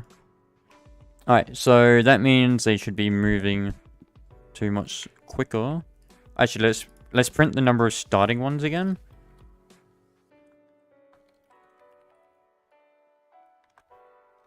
So instead of saying it's a loop, we're doing an event now. And let's actually print the number of these.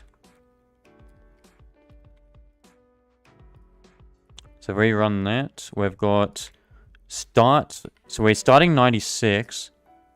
And we had 96 in total. Now you can see it's jittering a lot more. Why is it doing that? Let's just check. Oh, I think I screwed something up there. Let me get rid of that print start.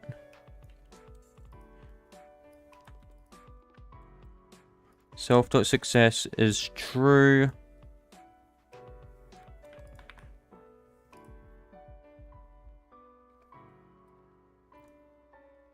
Oh, I guess I can't really do that. That's kind of annoying.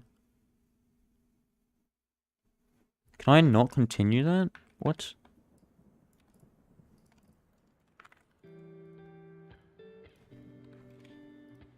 I just print the index.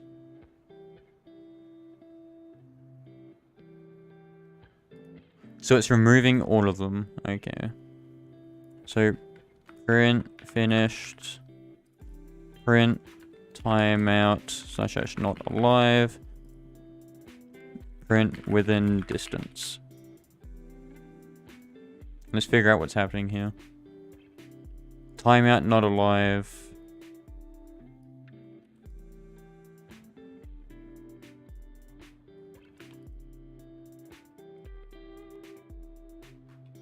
Or not data.self is alive.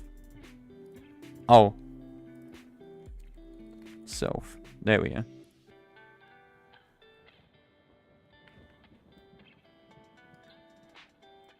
Yep, there we go. So you can see that it's going up and down pretty quickly, but now we've only got one loop managing all of them. And if I get rid of the print, actually you can already tell that's a lot more performant than it was before. But if I remove all those prints, now let's really bulk up the test. So let's do like crazy amounts of AI. And let's compare the two different things here. So let me comment the one we just did out. And let's bring this one back. So this is the original one with the loop every time. I believe it should tell us in performance. Here, let's see. So we're chilling on like, you know, 9,000, 10,000, about there.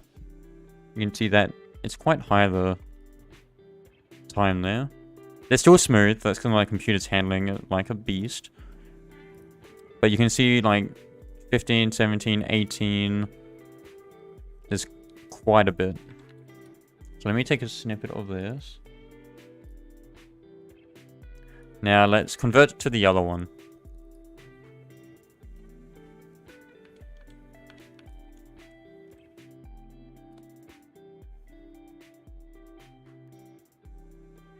Let's do that. So that's the run service 1. Run service heartbeat 1. So let's have a look at these two menus again. So there is threads. So what do we have? So you can see our average GC is pretty much almost under half. Threads is about the same. That's because we've got the bindables. I believe they actually count as threads. I'm not sure what that one relates to. I thought it was relating to what I wanted. Guess not. CPU is quite high in comparison. Oh, that's because of the prints. Oh, shit. Oh, yeah. I was wondering why it was so high, and that's why. Let's go back and have a look again.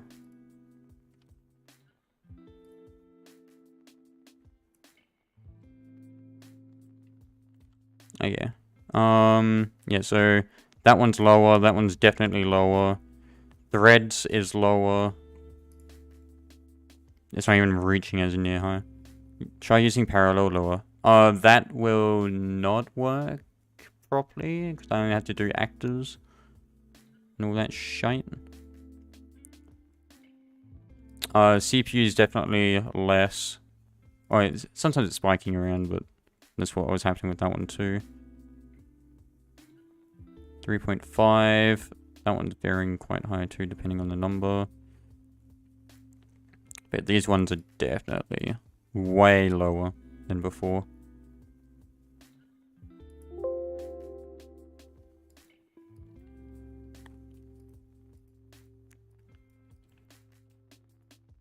Actually, I want to try and keep increasing as many as I can till we actually see the performance hit. I think that's what I want to do.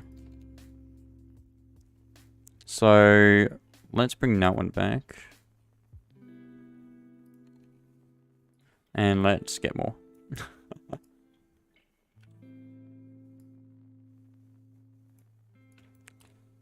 Now, any of you that have this, game link up, don't open it right now. That's going to be a bad idea.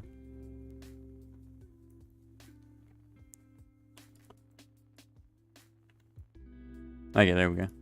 Let's try doing that. Let's have a look at my CPU. Wow, it's actually reaching 30%. I think Roblox is capping it though. Yeah, it looks like Roblox is capping it.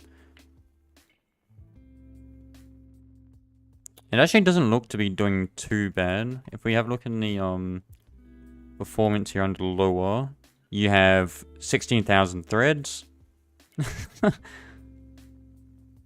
15,000, 16,000, just under 17,000.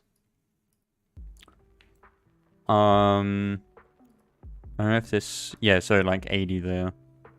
Now let's go back and go here. Let's undo that.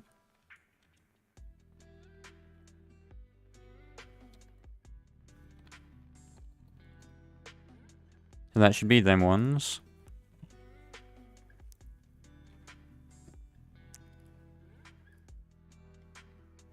Hey Nina. Oh, so that's running on heartbeat, so we can actually increase the delay slightly. And it will help with the performance again.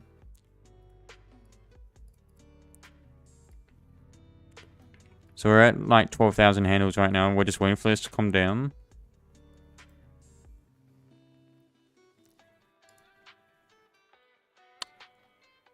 Just give it a second to render it all. So we actually do have a few percent less in CPU. And the handles are much lower. Like considerably lower. Nice, Nina. Delay, I don't remember what the previous numbers were. I can say that one's a little bit less. What kind of RPG am I shooting for? Wait. Oh, that's OBS. You know, man. What kind of RPG am I shooting for? So I want to do like, well, it's mainly like the systems in the RPG that I'm trying to script here. So if we have a look at this hack and plan, right now we're doing the AI and all that. Actually, speaking of which, the spawning's now done. This is loop. Run service, heartbeat loop.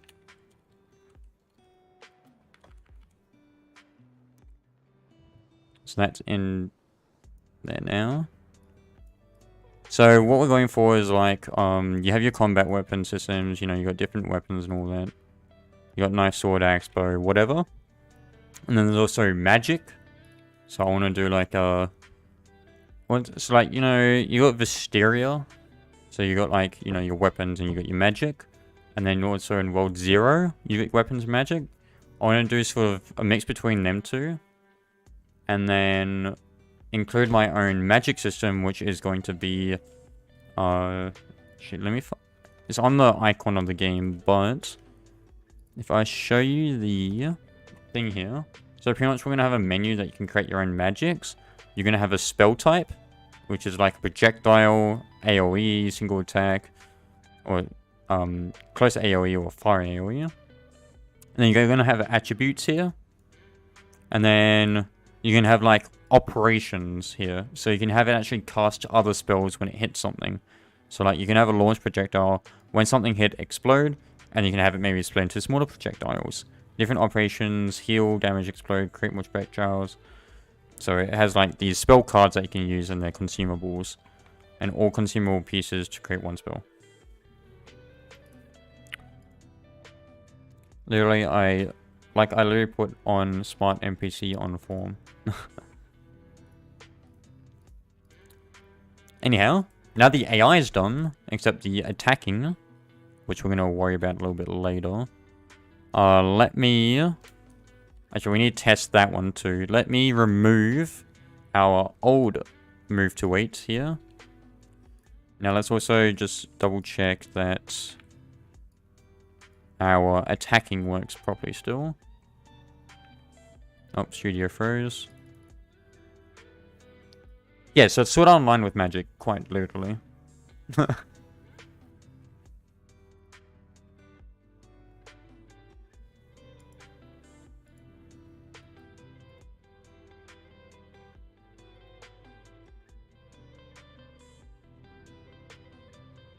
we go.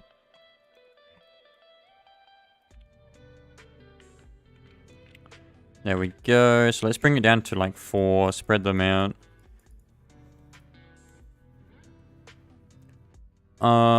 So that one I'm just going to get rid of there. So we need to test the new tracking mechanic here. Which should be pretty much the same, but we'll see in a second.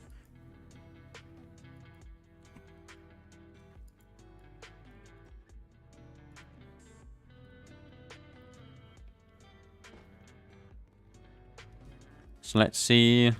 So if I walk up to this enemy, stack overflow. Oh shit. Stop, stop, stop, stop, stop, stop, stop. Oh my god. Stack overflow. Line 42, module decopy KV. So I'm assuming that means the table is referencing itself somewhere.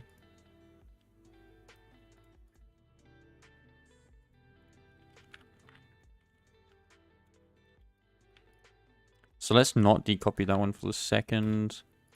And let's... do you work with other developers? So at the moment, there is nobody else working on this except me. I have taken contributions to the project, but they're not like actual developers for the game. But I have worked with other developers before, yes. Oh, parents, that's why. Okay, function. No, we need to... What do I need to do? I need to do a function. Can I make a custom function thing for this?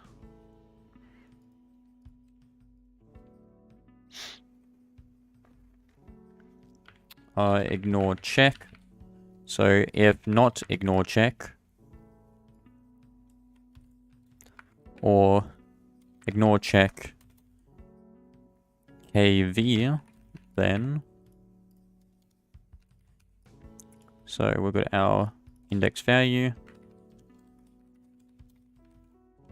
If index is equal to parent, then so return index does not equal to parent. So if it's not the parent, then we can do that. Hey, C-dubs. So if the index of the value is not called parent, then we can decopy that. So that way we're not doing a recursive decopy. Or we are. Unless it was supposed to be is equal to it.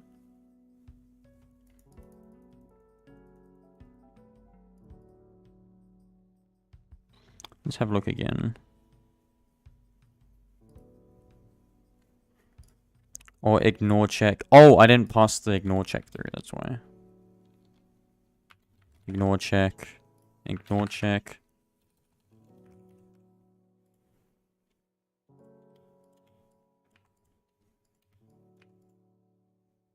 There we go.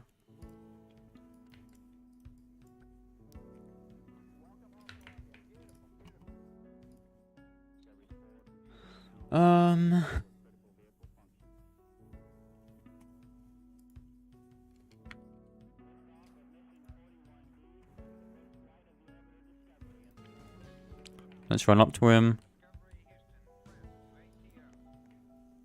Let me just break all their loops. Compare no and number 160. 421. Target distance within attack range. So self-update target. Return distance. Get nearby targets. So return the distance.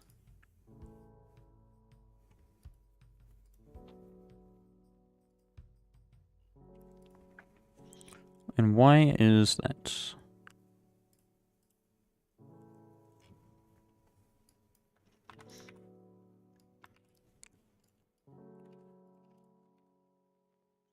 Let me do that again and just check it's there.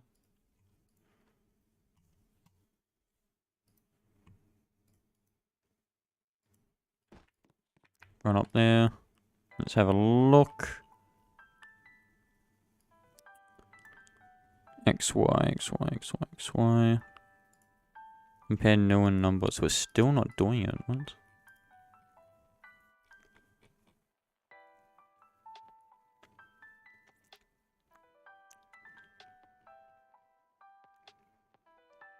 Closest point, player points 1.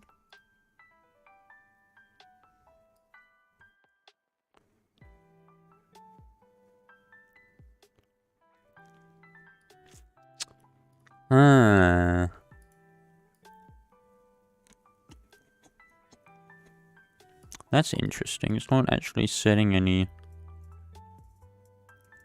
548.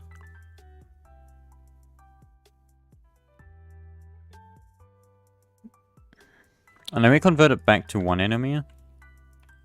So we can try this again.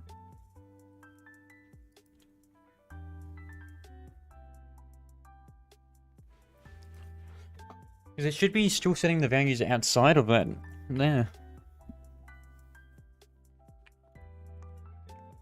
Oh, did they already break?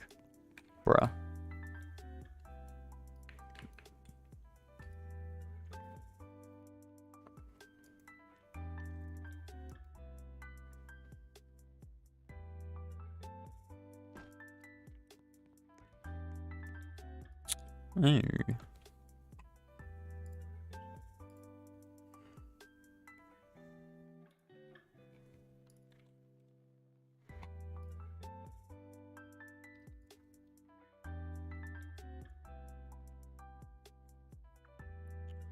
Oh.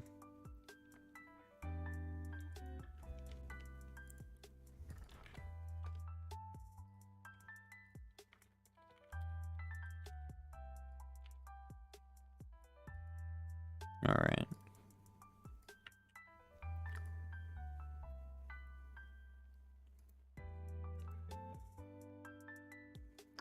Oh, you know what? I probably know what it is. Wonder step.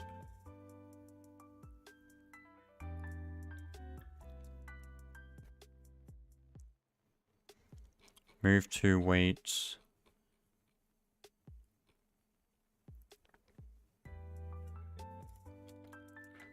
Hey viewer. So here, since we added to the data, we need to just double check that this works still.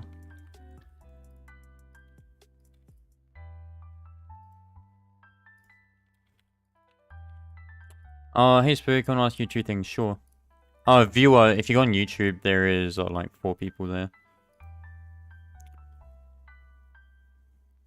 First is why all the larger or equal to, or larger than. So I'm checking, for example, so this bottom one right here, I have a starting os.clock, and then this one is the current os.clock. So this is saying get the new os.clock time, minus it from the starting os.clock time, so that is a duration now, and then check if that is larger than 3. So that's saying if the starting time compared to the current time is larger than 3, it's like the difference between them, it's been going on for 3 seconds. And if it's been going on for 3 seconds, or the AI is dead, we want to set the success to false and finish to true. So that way it ends the thing here. And you remind me, I know what the issue is now. 213, while index is smaller to move to 8 results, we want it to be smaller or equal to the number of them. That's why one of them wouldn't work. Second, how do you do this? Practice. What can I say?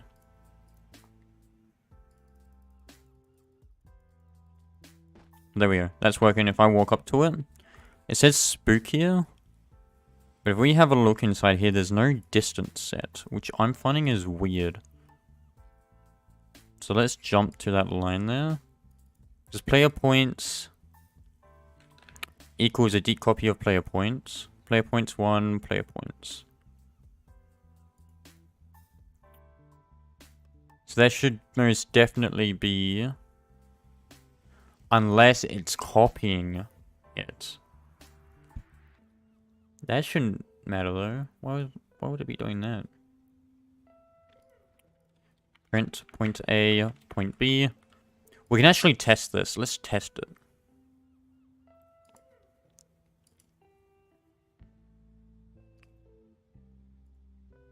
So if we do, down here we're going to show memory address for expanding tables. And that's going to show us the memory address of that specific table. So you can see these are all different tables. So if we run into that one, let's have a look. So here it is showing us point A is smaller than point B.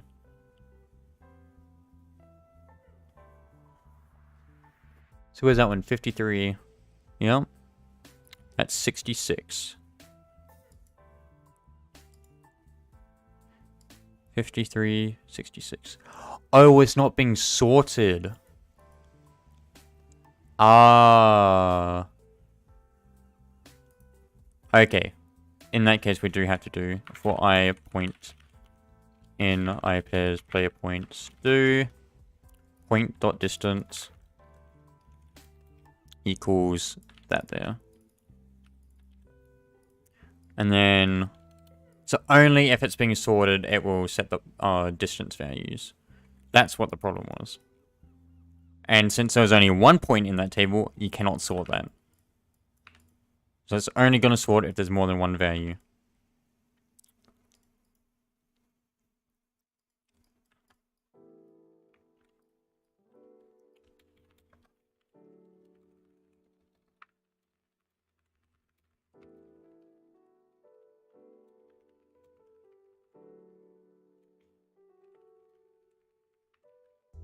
Recursivity. Recursivity. Yeah.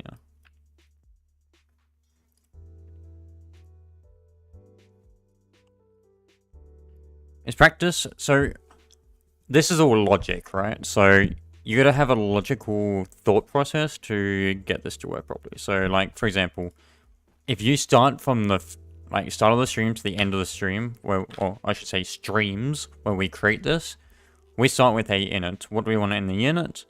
Well, we need a path object. So we create one in there. Let me just scroll down there. So we create a path object. We need that. We definitely don't need the unblocked event. I'll get rid of that in a minute. What else do we need? We need a boundary for our quad tree so that we can search around us for players. We need, death animation or when they die. We need to check when the path is blocked. We need to set the collision group, and we need to clear everything on startup so that way everything can be set as needed when we update. So then what do we have next? We've got this big loop at the bottom here.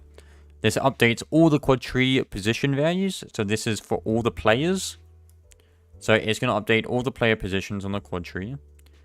This one here is going to update all the AIs that are not busy already updating.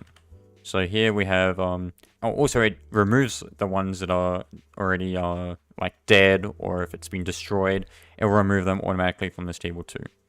So if they're not busy, we want to update them. Next we have at the bottom here, we've got a, this is just for the quad tree visuals, which you can't actually see doing much, but this is the white box going around. Once there's like 4 or 5 players, that will split, and it will move, or it will split even more depending on where the players are. We'll bulk test that later.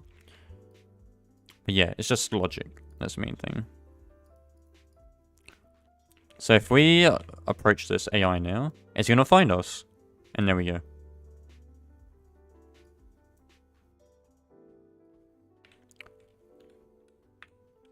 And it's inside of us, so if we start moving out here, you can see it's tracking us.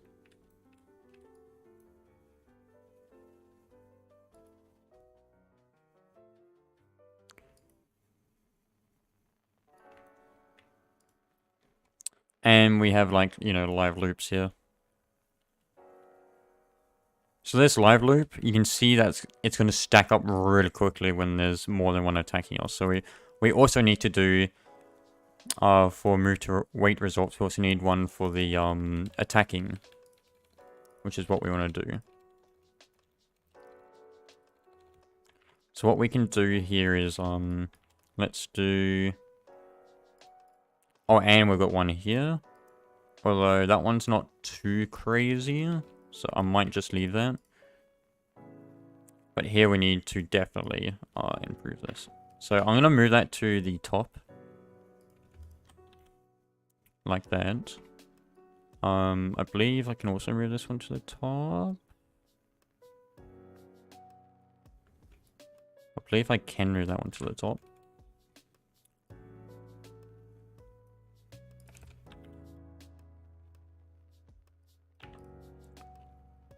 So I'm going to have actually 2 loops here. So that way they don't get caught up on each other if anything happens. So one's going to do all the move to wait results and the local attack wait. Yeah, I'd figured something out for that one too.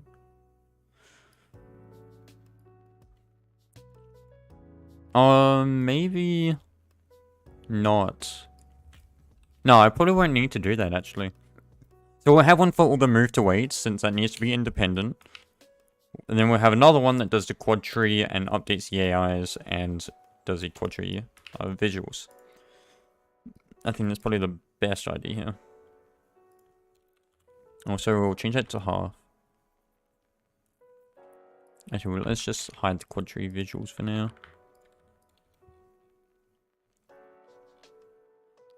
Also, we can get rid of that one now.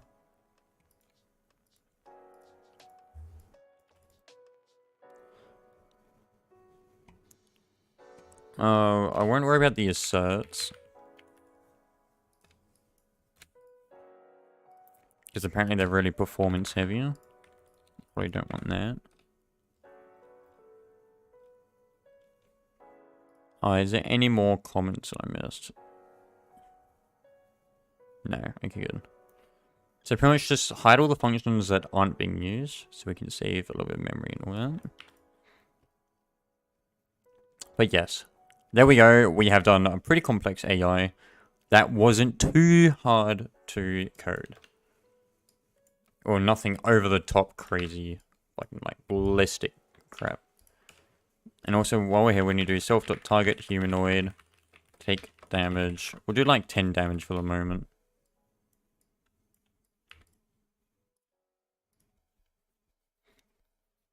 So now the AI will actually like attack us. So if we run up to him, it should attack us. There we go.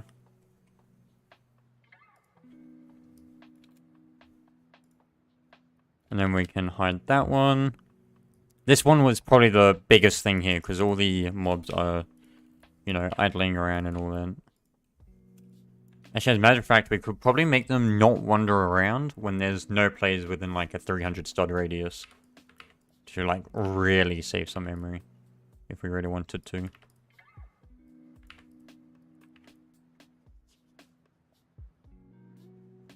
Or save our processing power.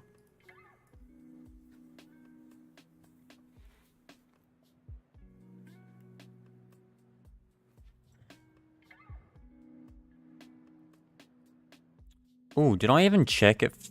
Oh, no, yeah, the quad tree distance would be fine, yeah. Alright, so now we've got AI working. That's fantastic. We need to do the loot system next. However, now think about it, we cannot do the enemy loot. Because we need the actual combat weapon system here to do it. So instead what I'm going to do is create a cheap little shitty sword. Let's just grab a sword. And I'm going to use this as a placeholder. So if I just go ahead and make a tool, test knife, we're just going to put that inside there. We'll have a script. This is going to be handler, local tool, script.parent, tool.activated connect function, local cooldown. Oh, actually, local debounce equals true. If debounce, if not debounce, then return. Debounce equals false. Debounce equals true. Attack task.wait 2. Local function attack.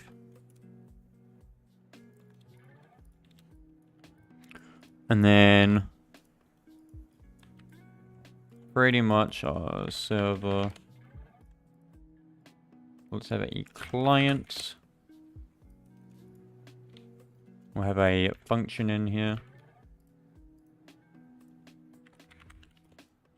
Let's have a invoker, script.parent, webchild invoker, .onClient invoke equals function, return true.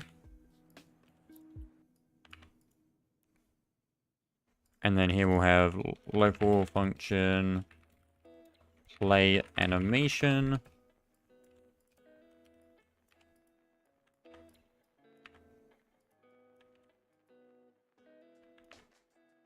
And then we can have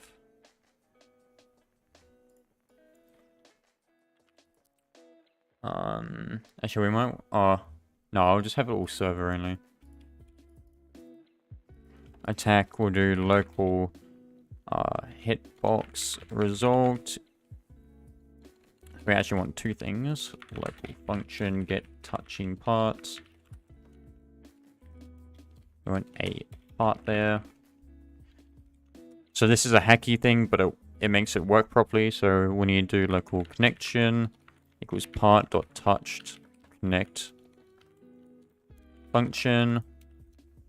So make a connection so it updates all the touching parts. Local touching equals part get touching parts. Then we go connection disconnect. So get rid of that connection and then return the touching parts. And that's the hacky solution. Local touches. Get touching parts. Tool.handle. Actually up here we're going to do local handle equals tool. Wait for child handle.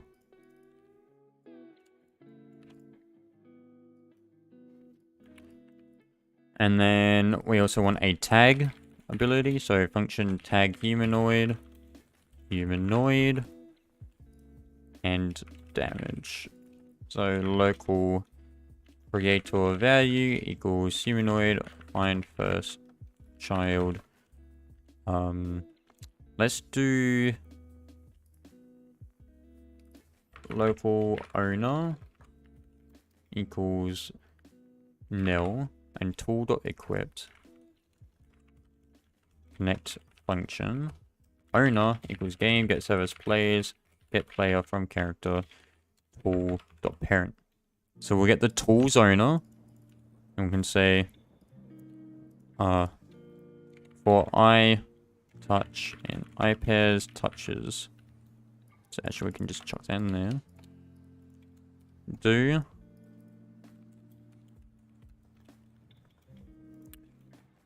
local humanoid equals touch.parent. Find first child of class humanoid. So here we're going to do for each of the touching parts on the handle, we're going to get the humanoid. Actually, we're going to do also if touch is descendant of tool.parent, then continue. So that's saying if it's part of the tool's owner's character, ignore them. Ignore the parts. But if it's something else, we can check. So if it's if we find a humanoid, so if humanoid and not table.find humanoid cache, humanoid, and not players, find first child humanoid.parent. Actually we just touch.parent.name. So if it's not a player, table.insert humanoid cache the humanoid, and we can damage this humanoid.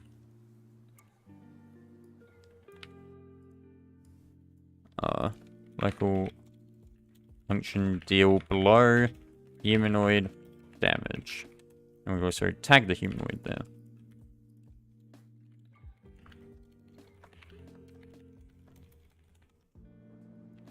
Like that. So now we can have a deal below the humanoid with, let's say like 20 damage.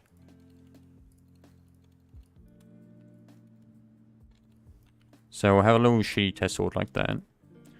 Let's go ahead and make the players variable. Players equals game. Get service players.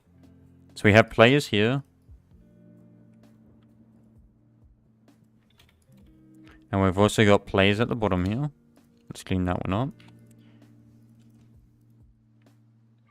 So if not owner, then tool is there an unequipped function? No, there isn't. Okay. Well, that works fine then.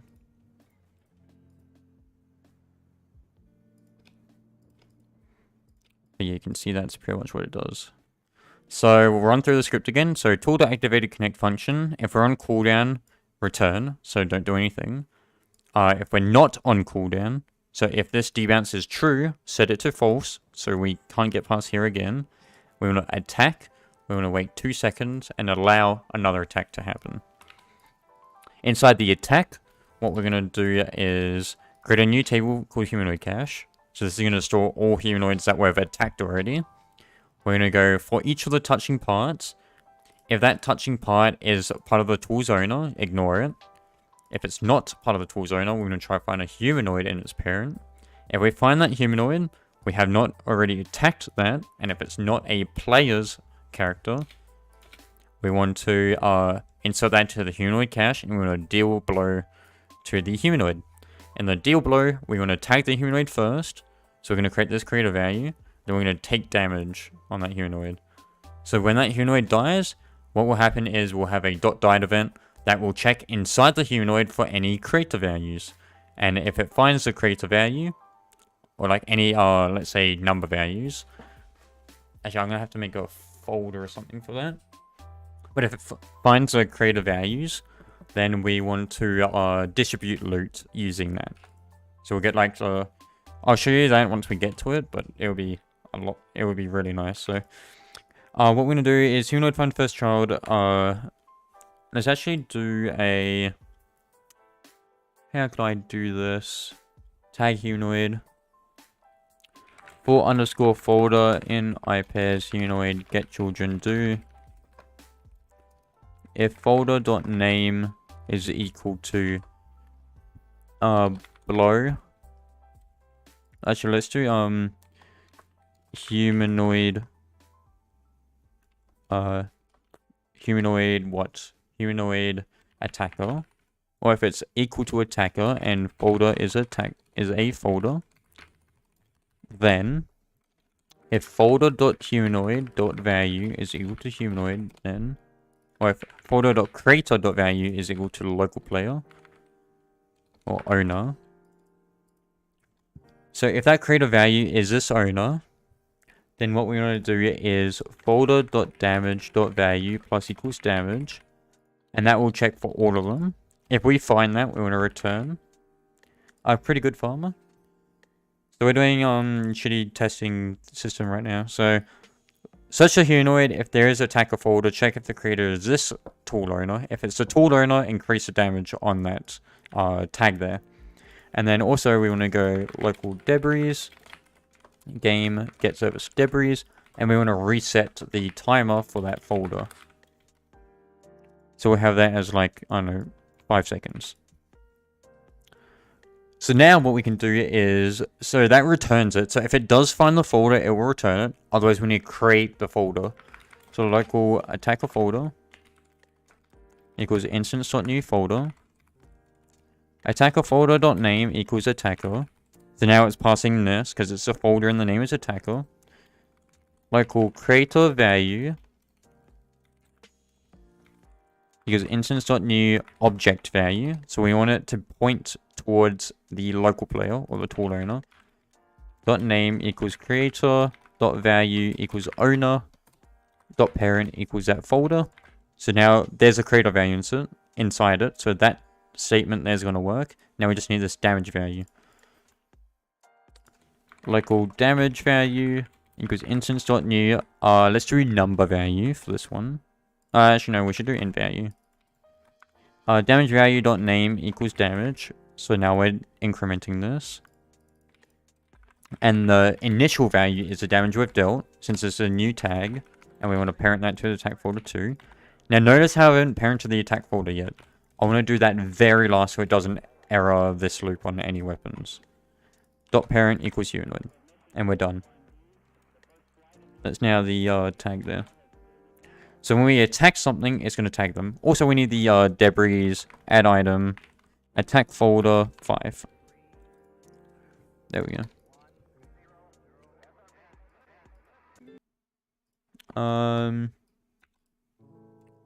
Now that we've got that done, so this is our create new tag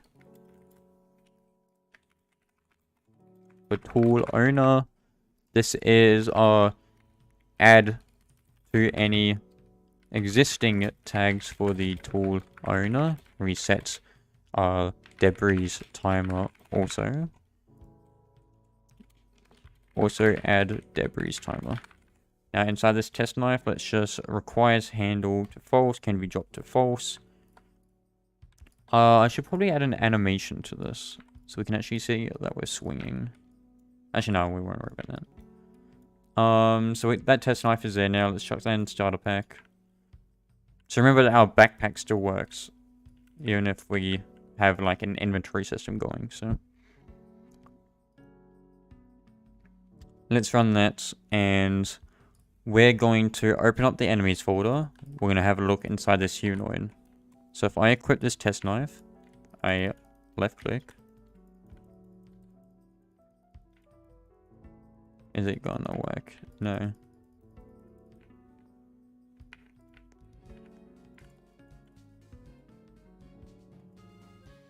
I guess that doesn't want to work. Okay, let's go back to the script. Let's get... So actually in the handle, what do we have enabled? Can query. Can touch. That to be a box. Oh, that's probably why it wasn't working. Let's try that again.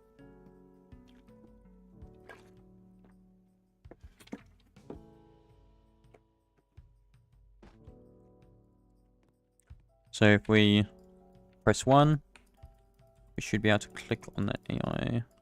Yep, so now we're damaging the AI. If we have a look in that folder inside the humanoid, you'll see that attacker value. Creator is spook, damage is 20. Now it's 40. Now it's 60, and we already did 40 more damage, so there we go. We killed it, and also now we need to go on the server and deal out rewards. So, also before that, let me get Tool Grip Editor plugin. So accessory there, we want Tool Grip. Tool Grip Editor. I'm just going to quickly fix the Tool Grip of this.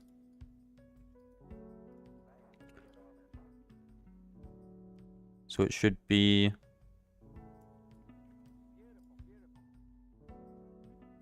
like that.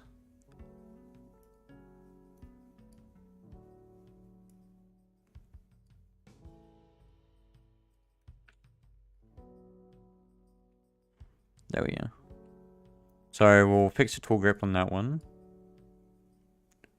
Put that inside starter pack again. And now let's go into the enemy service. And when we do the humanoid died, we want to do function module register, or let's do check loot or check death rewards. Or distribute death rewards.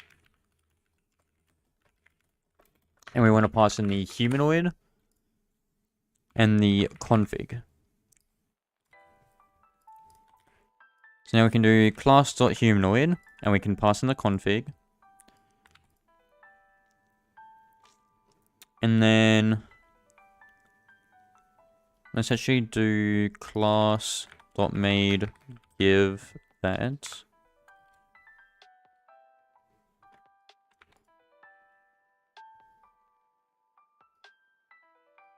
No, I want that one to be separate.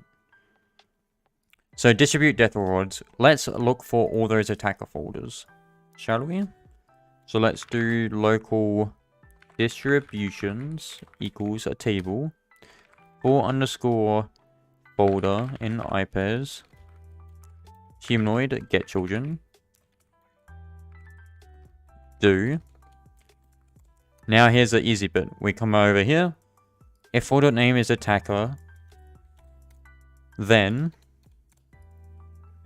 distributions folder dot creator dot value, so the player object equals the folder dot damage dot value, right?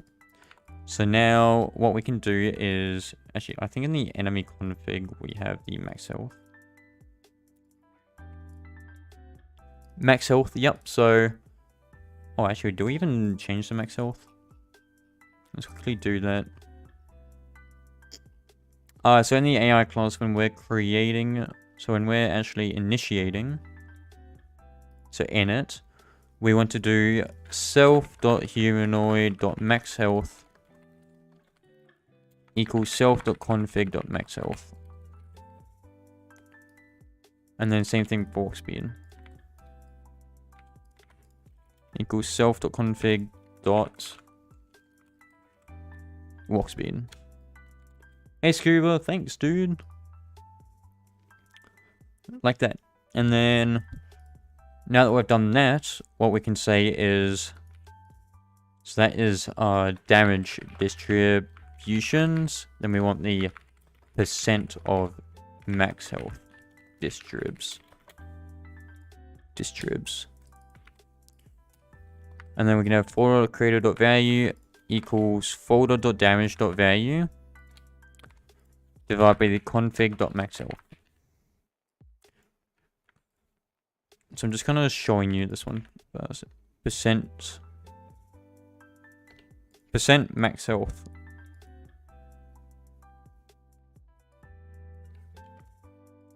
Percent max HP distributes. So if we have a look at this now, we've got our damage. So damage distributes is the actual damage we dealt. The percent one is percent of the maximum health that we dealt. So actually in here, there's two ways we can do this. We can either put it inside here, where we actually give the reward to the player, or we can have it outside here. But we'll figure that in a second. Let's just have a look at this. So we want that print.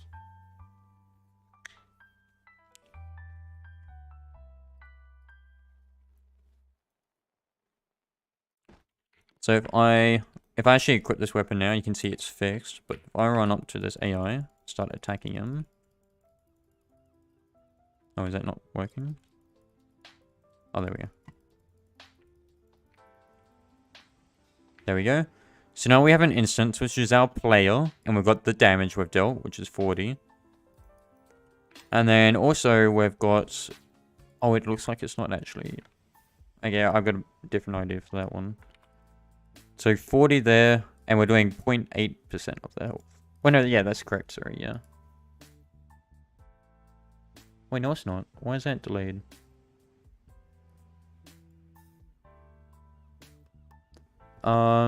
Let's just go back to that server weapon real quick. Let's change it to 10 seconds. That shouldn't be the case because we don't do damage till after we do the tag, correct? Deal blow, tag humanoid.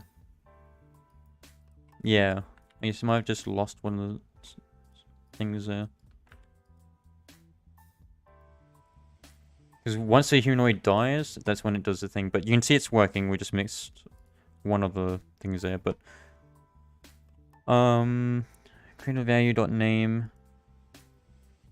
So actually, I'm pretty sure if I do a toString the name, it should print the player itself. But yeah. So you can see that we've got like 40 and 0.8. So now in our system, we can distribute the loot based on the damage you've done to the actual mob. Which I think people would probably find a lot nicer. So let's just get rid of that one too.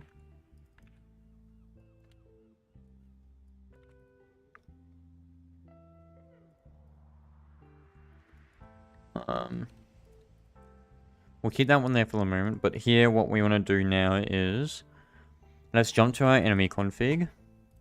Actually, let's do it here. If config dot loot then. So if not one, no loot table setup for npc dot config dot id. So that's our ID there. So that will tell us that we don't have a loot table set up for that NPC. And then what we can do is function module get random rewards. We want the loot table. We want the percent multiplier. So now we can do... So we don't actually... Well, I didn't even need like the table in the first place. I could just done there. But we want to do config.loot. And we want the percent multiplier as this one here.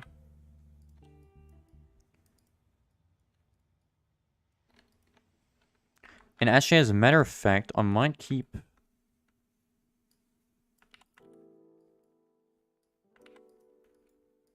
I might keep that actually. Local damage distributions. Let's do damage distributions. That player equals the damage amount.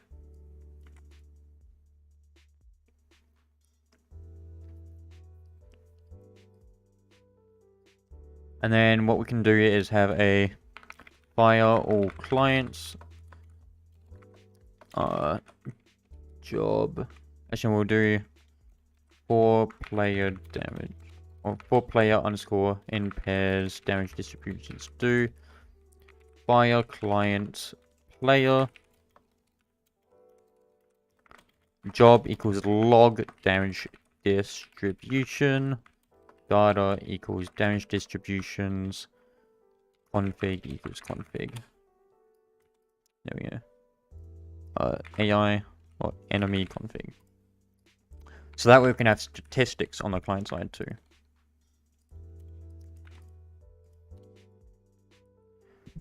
And then we can do local rewards table.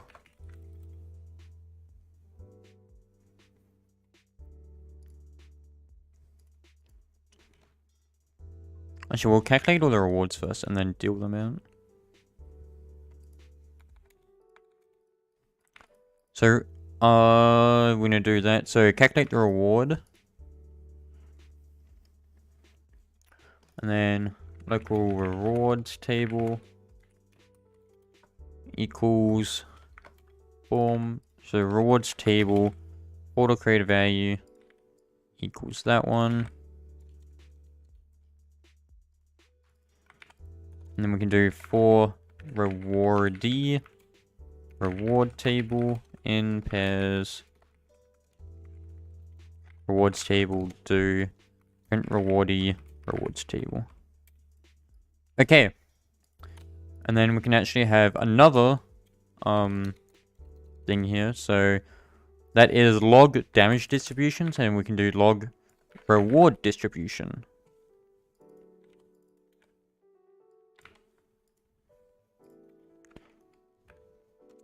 Or make it so only guild / party members can see each other rewards if they allow it.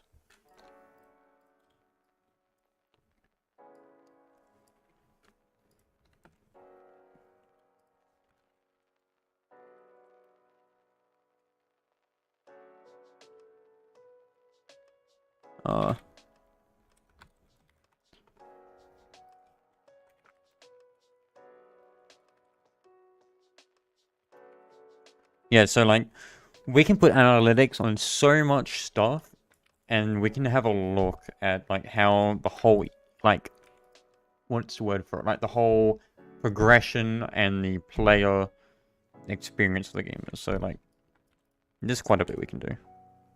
But you can just see that by reading the notes. What I mean. We get random rewards. Local reward table. Return reward table.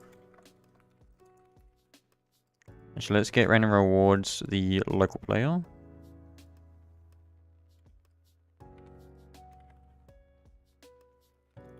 Local player.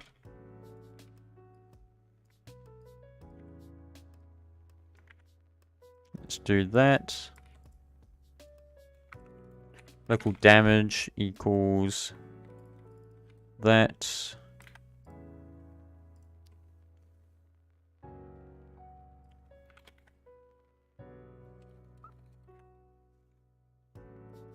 Local player. So the local player, the loot table, the percent. Yeah, we won't actually pass that damage in there. There we go. And then what we can do is, so that's play specific stuff, but we need to come up with loot tables. Module script, loot tables.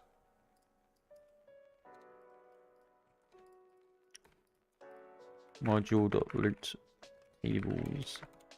There we go. Alright, so when you come up with loot tables,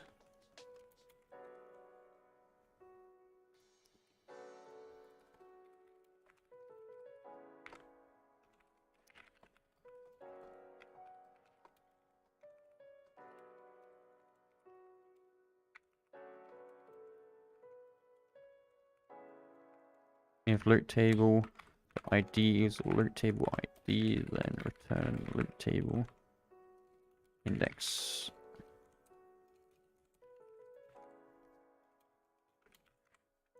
Alright. So here what I want to do is local loot tables equals require script parent dot loot tables. And here we want to do get loot table by ID, basic enemy, or generic basic enemy. And we'll have what shall we have? We shall have, or if we have a function generate equals function.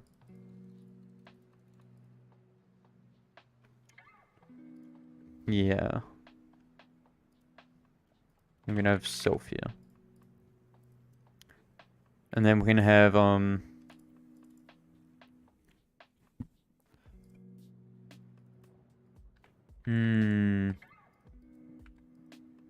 no, I need to have a function module generate from loot table.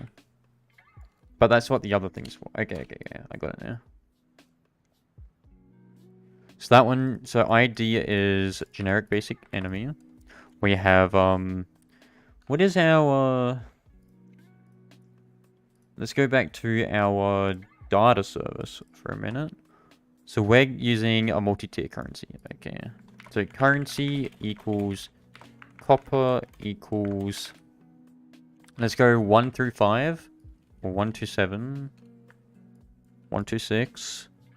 So that's saying the possible currency drops copper with a value of between 1 and 6. And then we can do items is unknown. We can do attributes. So enemies can actually drop attributes for you. We can have maybe quests even. So actually, let's actually set these to false for the moment. I'm sure there was more that we had, wasn't there? Guess not. Inventory or attributes tree, skills tree,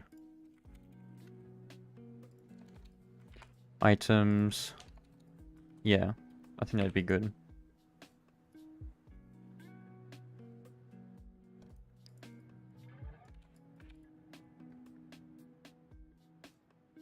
So now that we've got that, let's do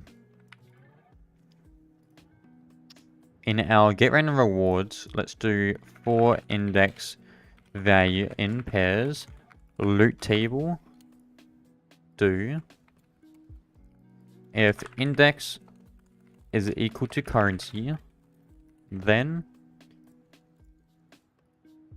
actually let's have a local handle distribution. Let's do currency equals function the value. So the currency drop loot table. We want the local player. Actually, we'll have the percent multiplier. And we're going to return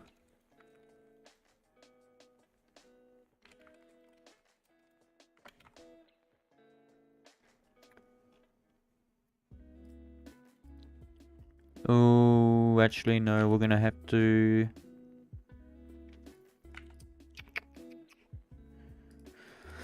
how are we going to do this? I want to do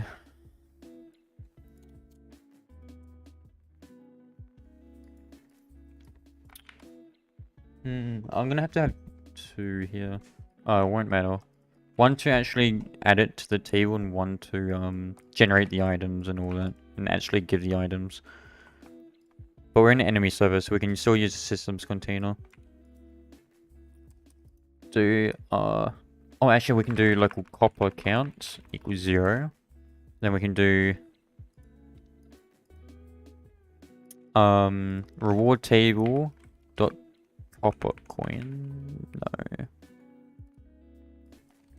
No, we're better off just doing each of them. So we'll do for currency name,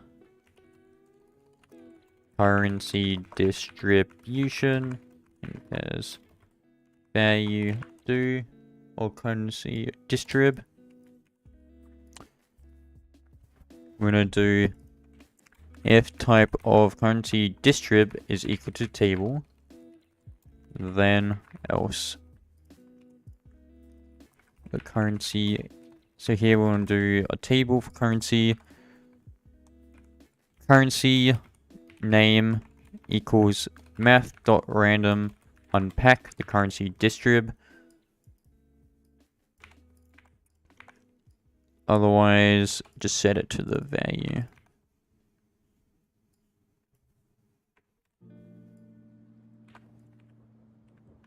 We'll keep it like that to keep it neat, but oh yeah, we got a lot of emotes. What's going on? Hey Ballistic, hey Goops. So pretty much, we're going to loop through this table here. So we're going to say, okay, the currency name is copper. The distribute values of this. It can either be a number, or it can be a certain range. So that way I can do like, if I do, let's say 5, that's 1 to 5. Otherwise, if I do this, it's 2 to 6. So there we go. And then what we can say is put that inside the currency table there.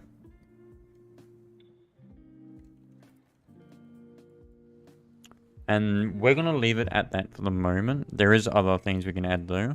So items, skills, quests, attributes. Items, attributes, skills, quests. But yeah. And actually we don't need this anymore. And then we're going to return the rewards table.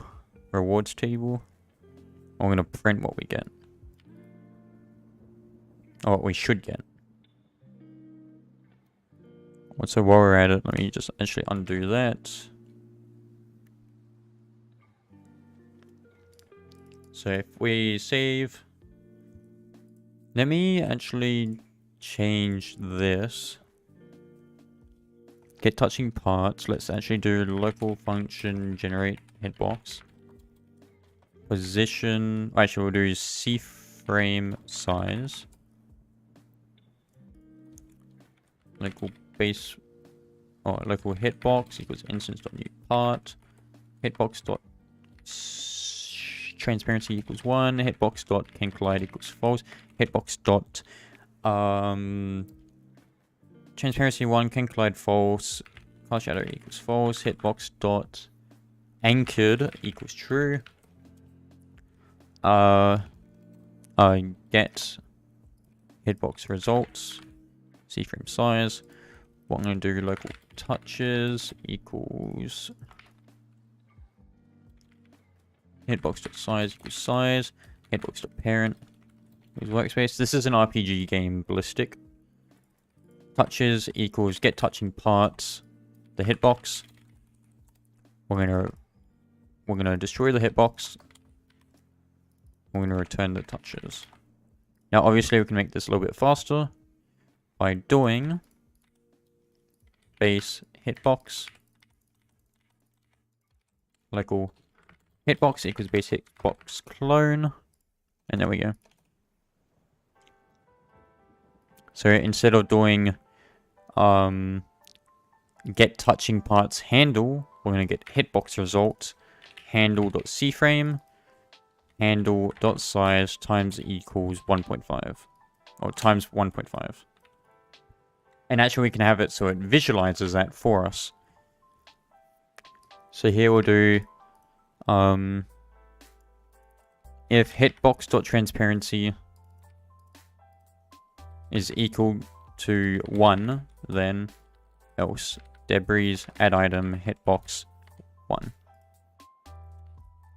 So now we can actually see the hitbox of our weapon.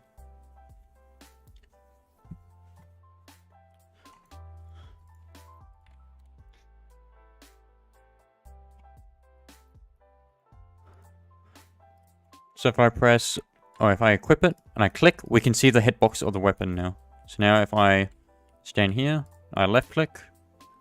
Oh, I missed it. Can I not zoom in properly? That's weird.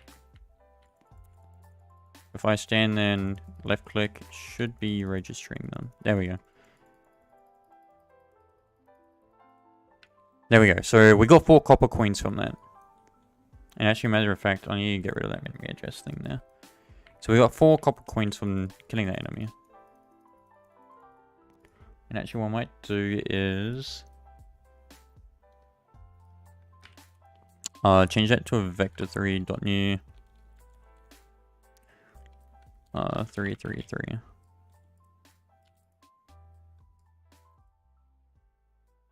We're just doing that for now, but yeah. So currency, we got 4 from that. And then we need to actually give the player the rewards.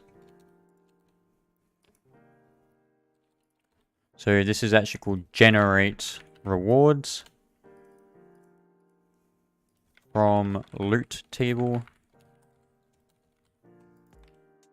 So generate rewards from loot table.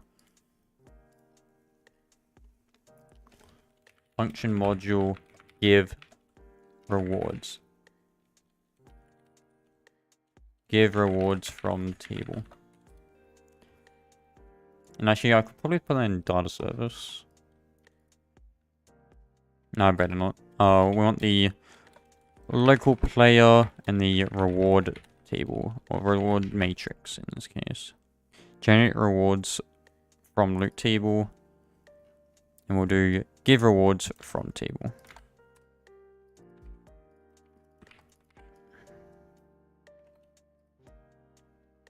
So print local player reward matrix for index value in pairs. Reward matrix do if index is equal to currency. Then we want to convert that to copper. So what I'm going to do is go systems container dot currency service. We're going to go 2 copper coins.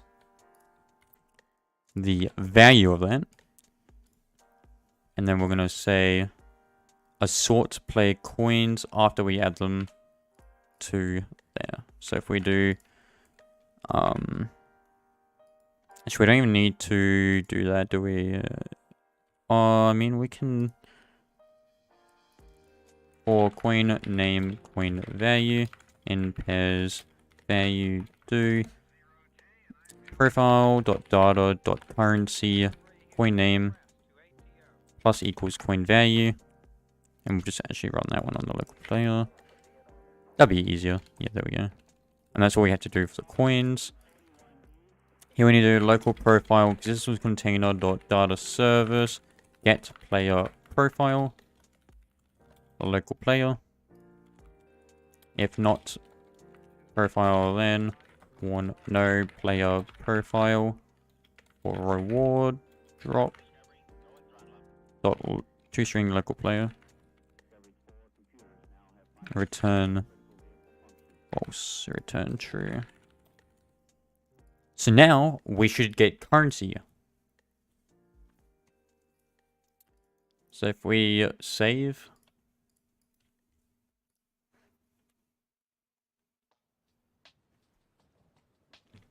also we need to get some other on-screen menus. So I want to add to our, why is there a design menu? I thought it was UI.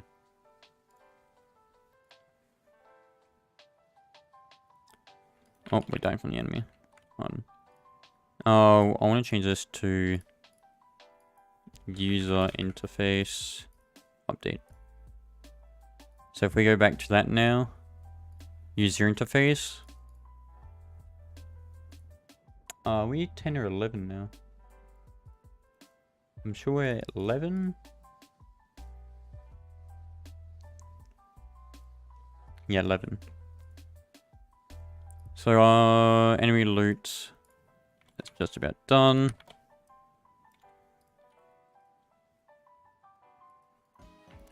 But yes, if we, kill this enemy now.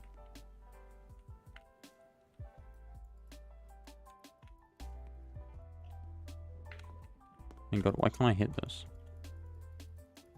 There we go.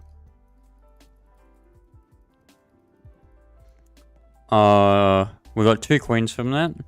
And if we just wait for the enemy to respawn.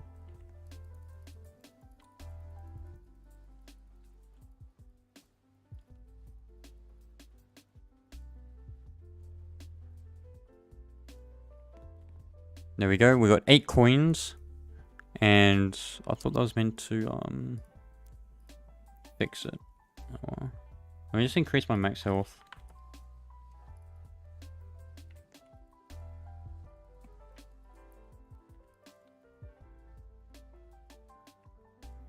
There we go. 14. Oh god. Let's jump back here.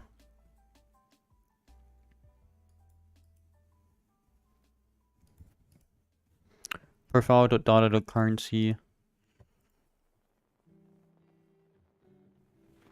Wait, how many coins is that? What? 1, 4.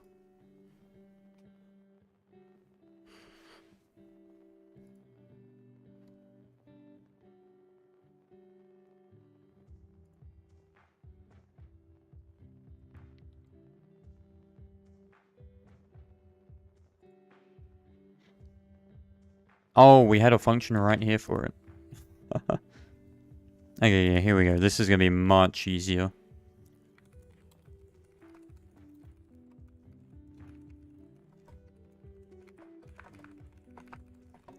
The value. Then we do system container.currency service. Give copper coins the amount.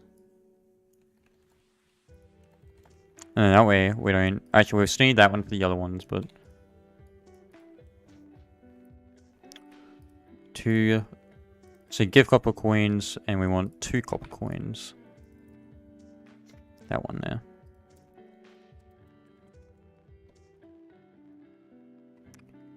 So now, if I do, let's say like 5 to 50.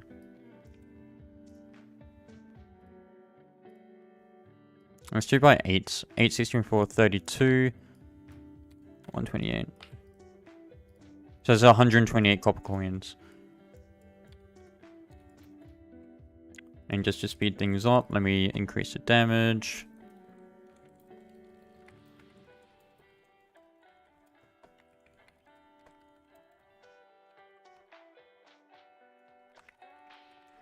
So here we've got damage, deal below. I just want to speed things up here.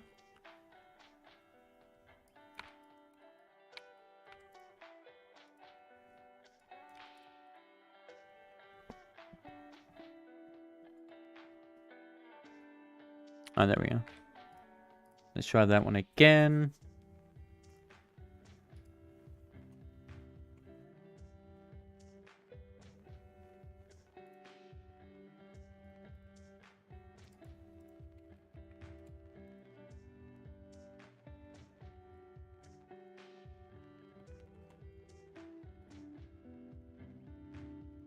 Alright, so if I click that one, the hitbox is fucking huge. There we go.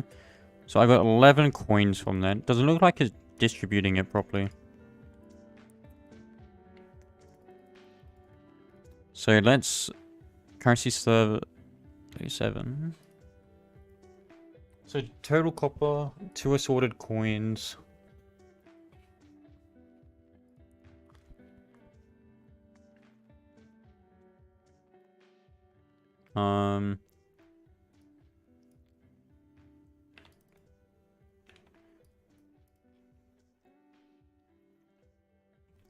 If you're still streaming and scripting, I'm going to smack you. Bruh, what? What did copper coins name? Wait, is that supposed to be reversed? Oh shit, that's supposed to be reversed.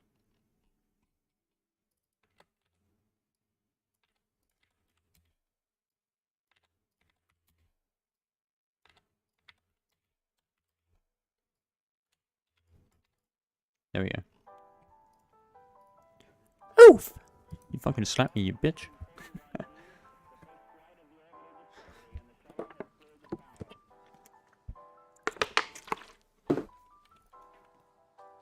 Alright, let's kill him. There we go, now it's distributing. So we got 64 gold off that one attack.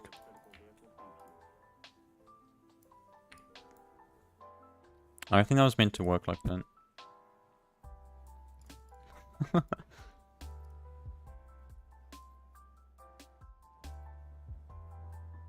Wait, how far did I?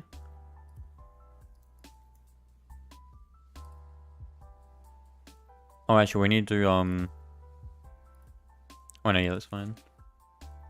Did I do it here?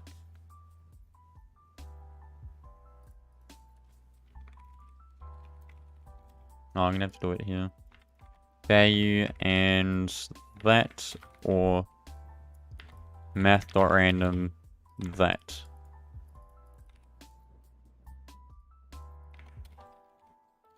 Times by percent multiplier. There we go.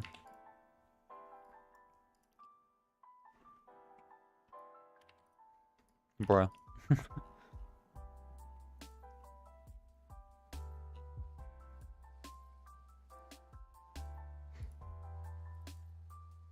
Two assorted coins. Is that just not editing it?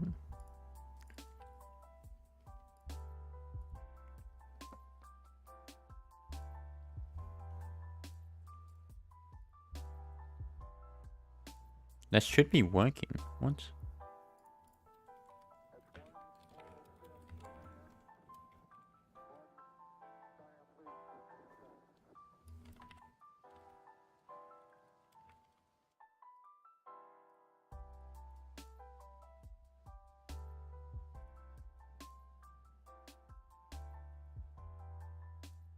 Wait, let's check if that's right. So 8 for that.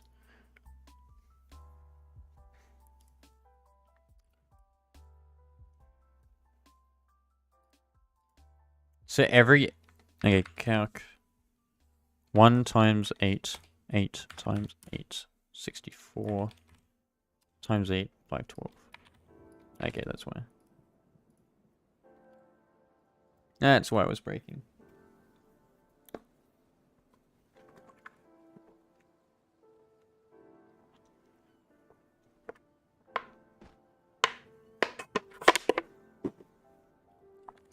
Now if I do it. How many did we get from that? Platinum. 1.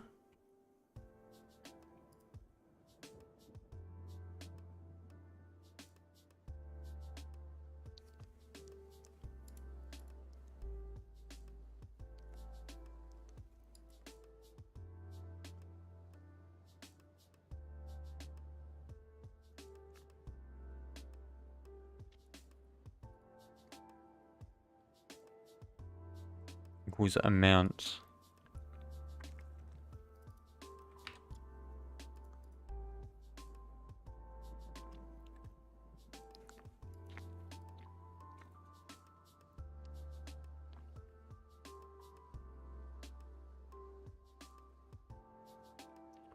Let's just check this.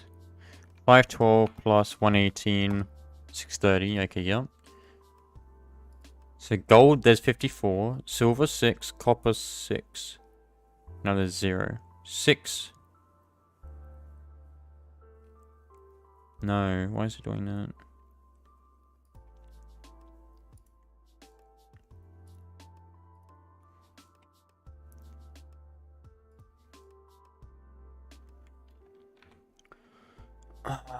Print, coin name.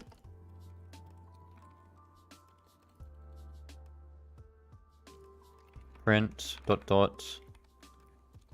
Total converted.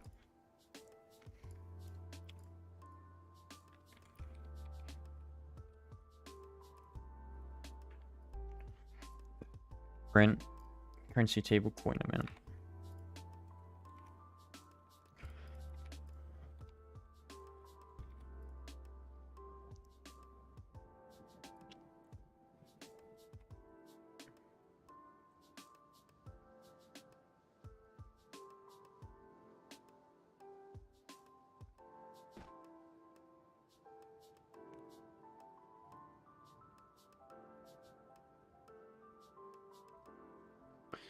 Alright, we can have a look now.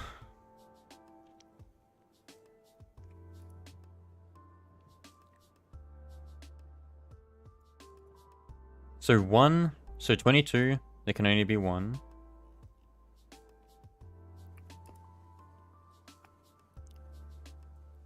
So 1 converted, which is 512, now there's 438 left. 6 can happen 6 times. Gold, 384, 512.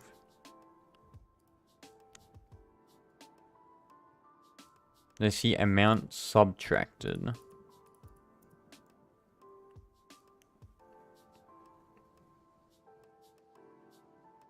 No, that one to be total converted. That's why. There we go.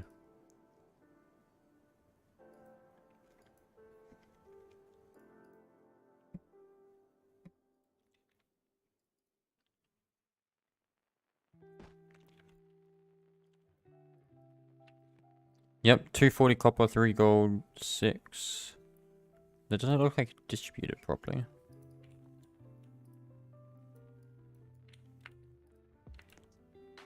That one distributed properly. Why did this one not? What?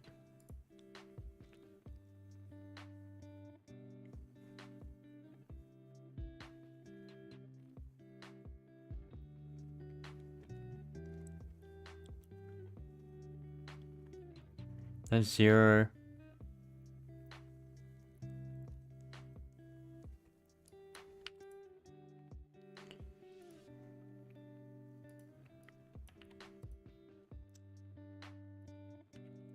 Oh, currency table coin name equals 0.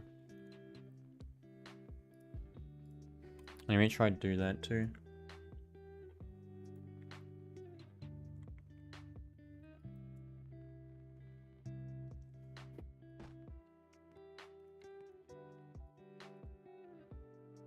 There we go.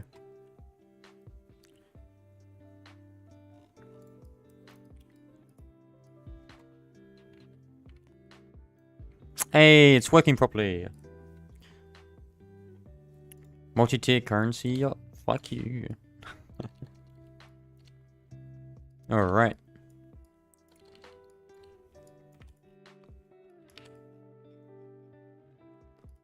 So now our loot table is working.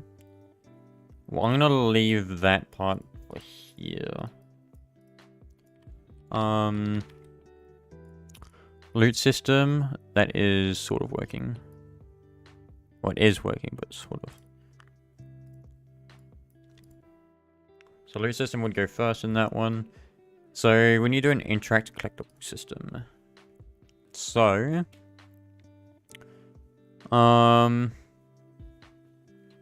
let's do that hidden chest one first. So we need a chest model.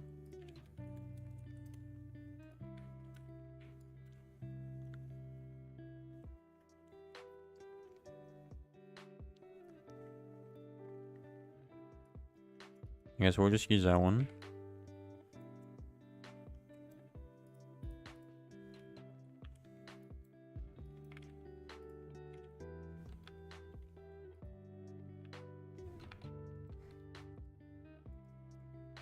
Trying to be smaller than it shouldn't.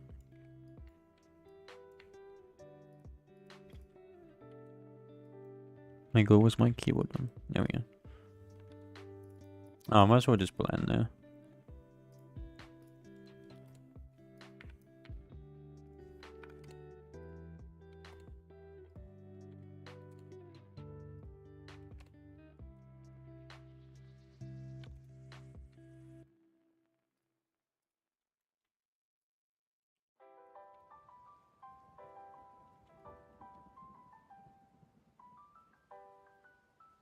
Oh, there we go. No, we'll leave that one there.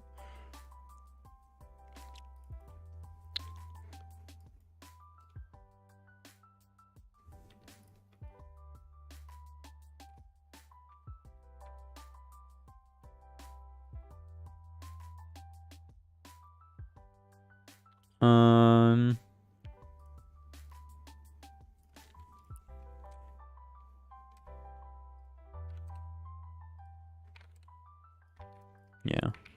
Wait, can that be seen? Ain't good. Now I'm just gonna put this one like right here.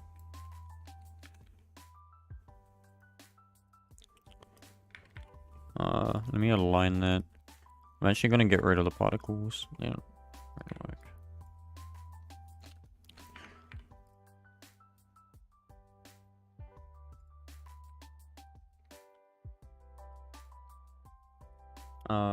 Is there a colorable chest?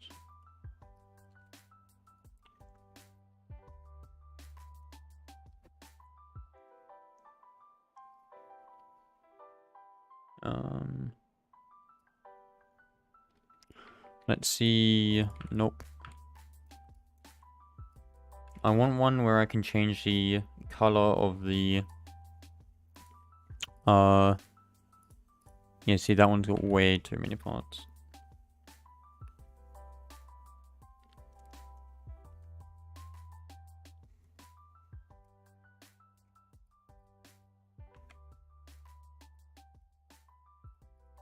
I don't want any with meshes.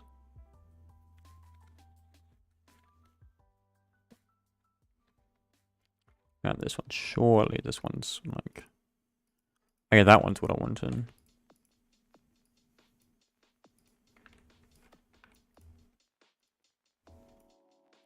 Something like this. And then we can do block here.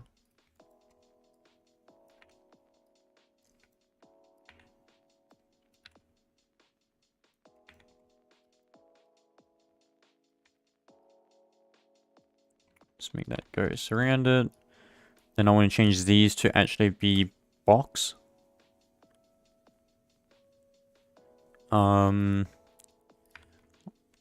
All of these should be can collide true. Actually, what does that look like? Yeah, like that. So pretty much it's just like, you know, a box.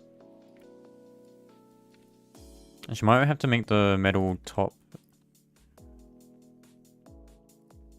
precision.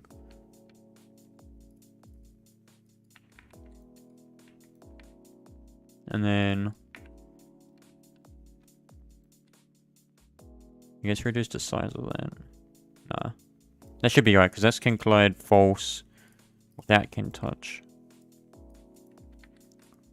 Well, these ones are can collide true and can touch true. This one's false. False, false. Oh, there we go. This is detector.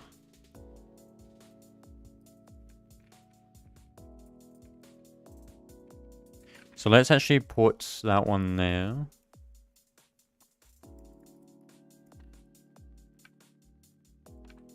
And I'm gonna have 3 different ones there. We're gonna have the wooden. And we're gonna have the iron. So we'll have 2 different loot tables just to test it. We want the wood, bottom and top. I'm gonna change that to an iron sort of thing.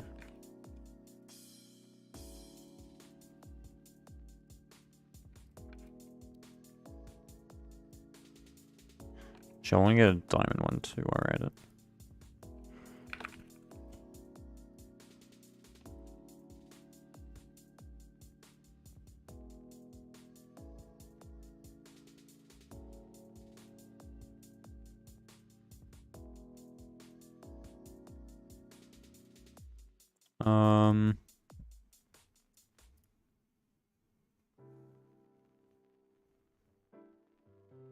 Why do none of these look diamond-ish? There we go. So we have 3 chests. So let me change that metal to like...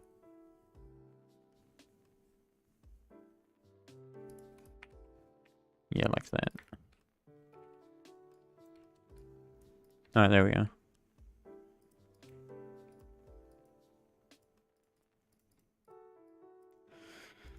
So what we probably want to do is have... Oh, this will be another system. No, I shall not help you. Let's do folder. We want chests. Let's put that one in there. Let's go and go to the core. Let's get gameplay. Let's go chests. Chests. Local module, function module, register chest. What's you need a function module init.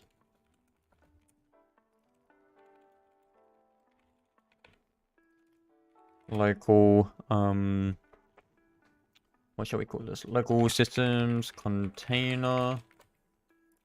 Other systems. So systems container, other systems. We're gonna do for I model in iPads chests folder get children do.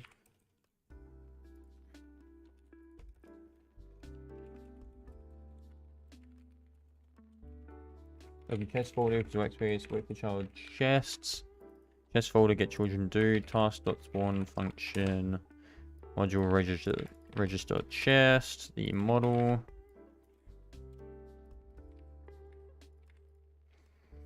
And we also want to do chest folder for child added connect function.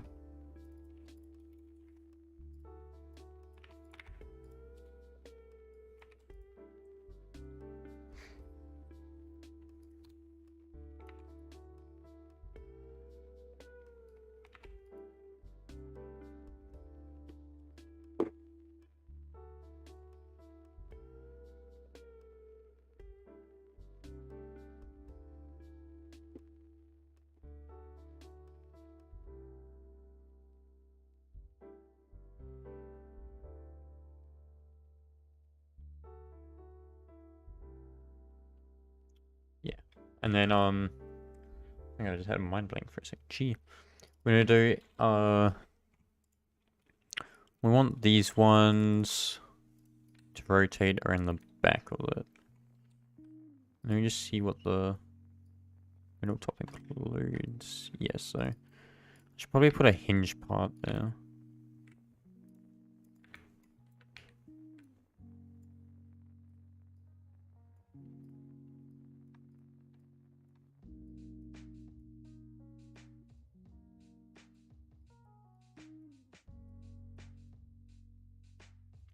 So the hinge should be facing into the block. Or into the chest.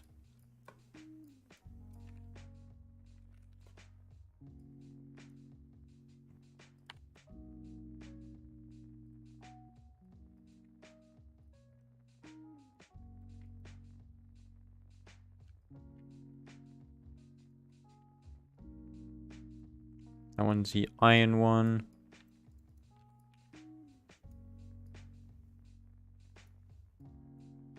That one's the diamond one. So what we want are local hinge part with model find first child hinge. Local metal top. Actually, we'll probably make a metal top, wood top, top flip. Metal top, wood top, metal top, top flip. Metal top, wood top, top flip to the metal top, and then we can just do local top flip equals model find first child top flip. If not hinge. Oh. Nah, actually we won't do this. Oh yeah, let's do local click detector with instance.new click detector dot name equals open click dot max equals 16 dot parent equals model. We're on like 8 dot mouse click connect function. Not for me, Zaki, no. Function module. And we'll have to do. I should probably have a class actually. I think that'd be better.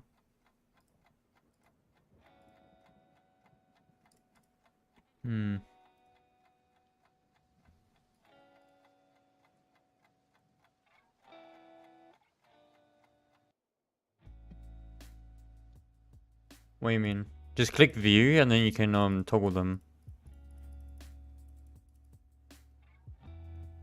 Performance stats is performance.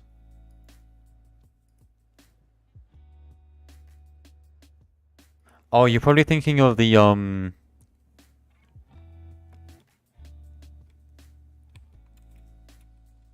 Oh, what was the keybinds for them? There's extra menus. Yeah, I know what you're talking about now. There is extra menus. Roblox Studio extra debugging menus.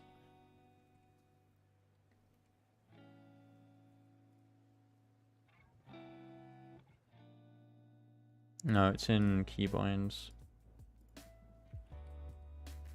Where do you find the keybinds again? Oh, shortcuts. Here we go. Yeah.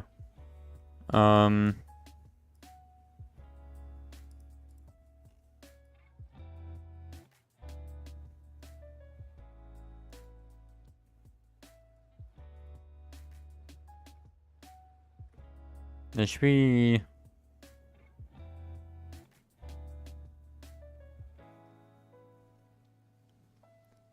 Control Shift F5. F4, F3, F2, F1.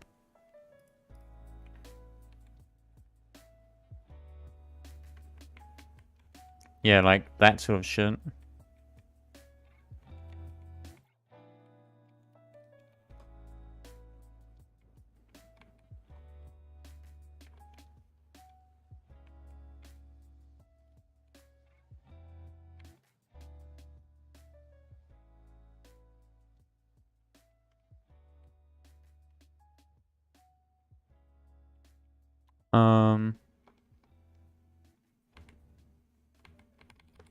Oh god, I don't know how to toggle it off now.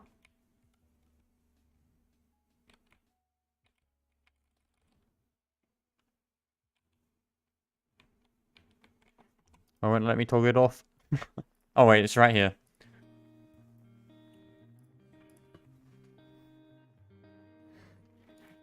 You have version history though? That one's a weird one to have.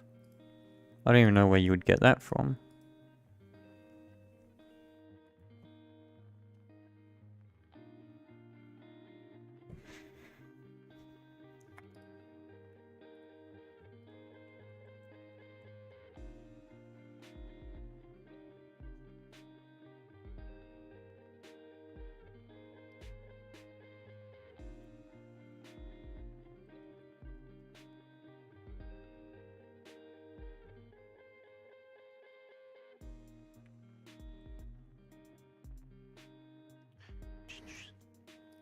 Can I do a tower defense tutorial?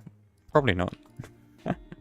That's like a full game system and I'm not doing that for a tutorial.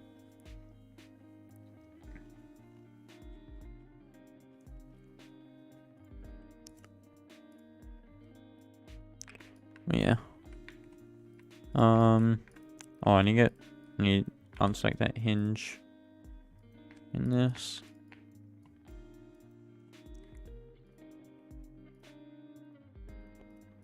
I'll see how long Tycoon takes. I could probably do that in one stream though, because they're really easy.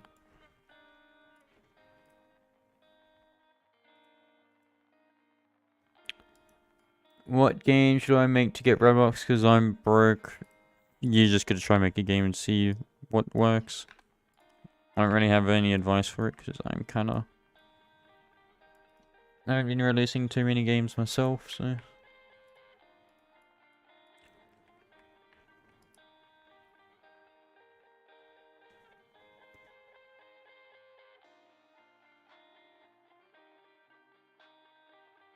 Yeah. Rip. Well, I can click these now.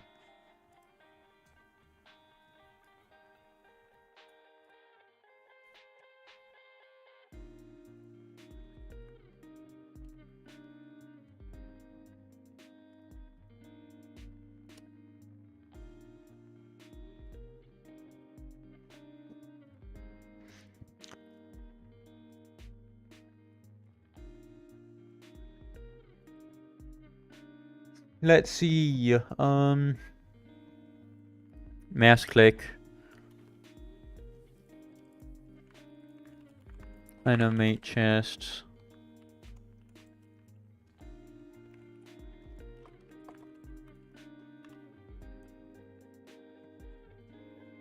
Oh no, that's gonna be...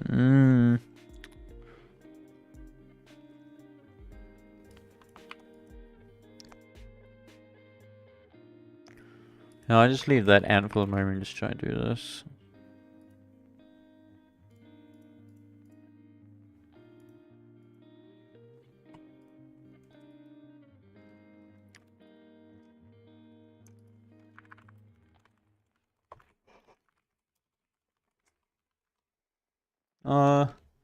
Actually, do I really want the system right now?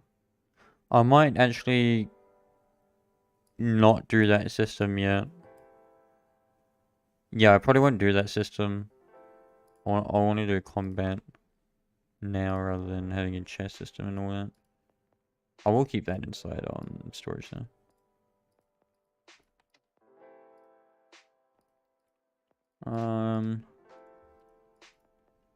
Yeah, I shouldn't be doing the chess system yet because I need the collect.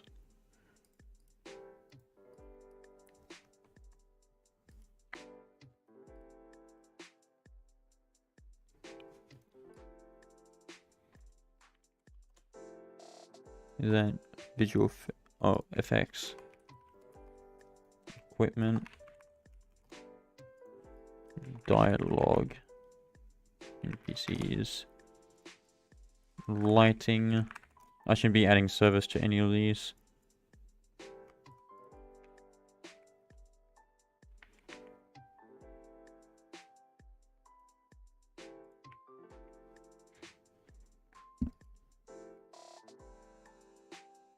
I'll just see if any errors.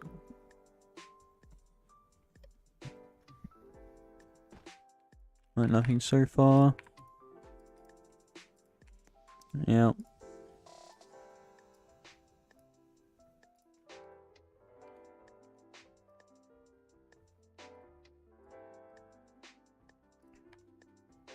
Right, all good.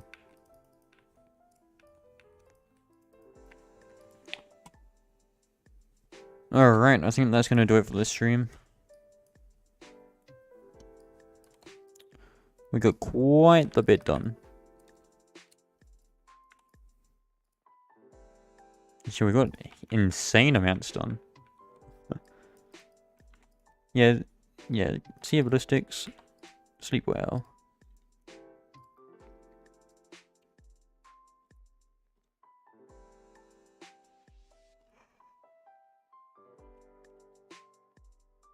Alright, yeah, this was a very productive stream again. We got the AI pretty much finished and we've got a loot system implemented, so that's fantastic news. Also, we've got that one in the works, so Let's put that with the system there. I'm probably gonna keep...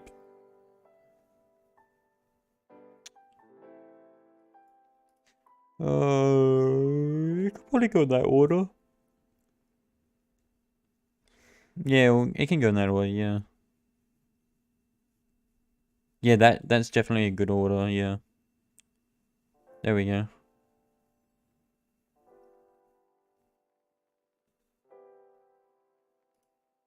So what's that one? Chest loot. Ability to attack with spells. So that should go there. Loot system should go after the chests. And then I just put the rest of these over here. Alright. Can you tell me what music you're using right now? So this one's it's just like some lo-fi one. I got it from YouTube. It is the lo-fi chilled beats, 12 hours of DMCA free. That's this one here.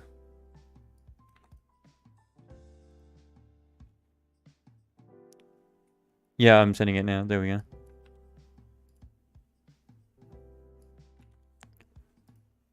But yeah, next stream we'll do these two. And then once that's done, I can make the game public. Actually, I can make it public right now, but no worries, Alex. Hopefully that's helpful. Let's go hack a plan. Also, we need to do a lot of building. So next week or during the week, I'll try to finish this off. But once we've done these two, we need to smash out building. So also stream 11. Stream 11. What do?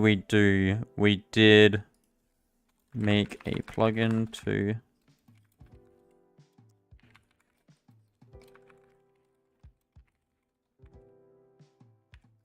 Table's easier. What do we do? We did, what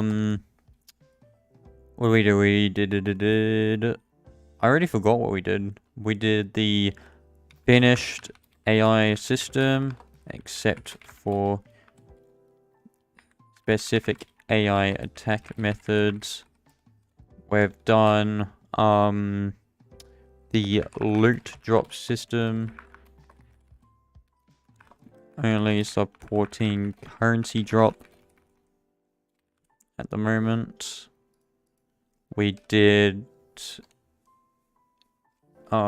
currency service bug issue, sorting the coins.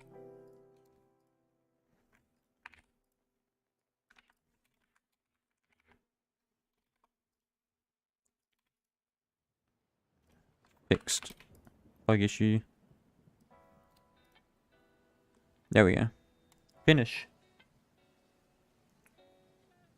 I forgot to say this yesterday, by the way. What do you mean?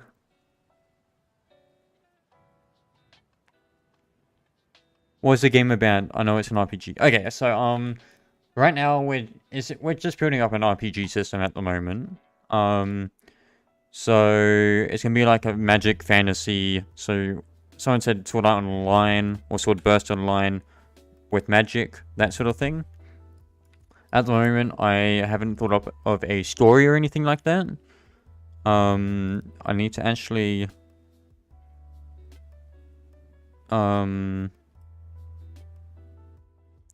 do that. Plans is game lore, so story lines. Yeah. Yes, I do know Zelda. Yep. But yeah, we haven't got any game lore or anything yet. So it's pretty much fantasy, magic, sword, whatever RPG game. Do something based on Zelda. Or I haven't really, yeah. Well, I want to have it. So actually, as a matter of fact, if we go ideas, we have, or not build. in programming, we have right here we have a town NPCs. So what I was thinking is we can have procedurally generated stories or something of that sort in the town and all that. And we can have like, for the moment, we can have presets for background stories, and then we can have some like details filled in for that. And maybe we can have like variation or something, but yeah, I could probably have a look at that. Maybe get like a major storyline going. That's probably what is needed the most.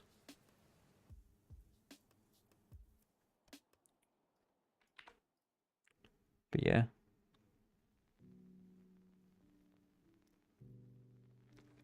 A mini map. I did think about that, but I don't know if I really want a mini map. Oh, well, I can do a mini map without showing the enemies on it and all that, I guess. Yeah, you know, I can add that. Let me add that on the list. That can go skills crafting.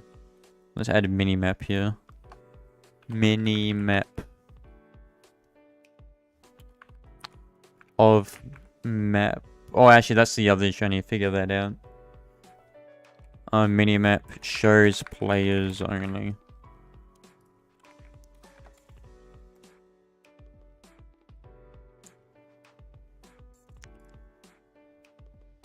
I guess that could work, yeah.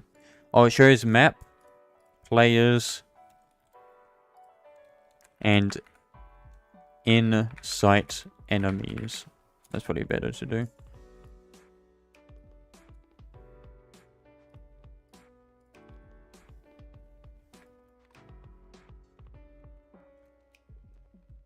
Shows map, players, in-sight enemies.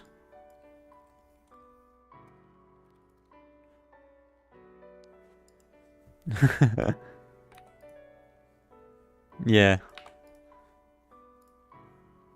I got motivation, don't worry.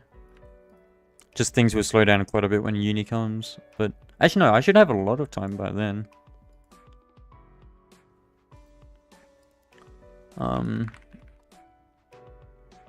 Honestly, that's so annoying, that one. Yeah, I need to do that.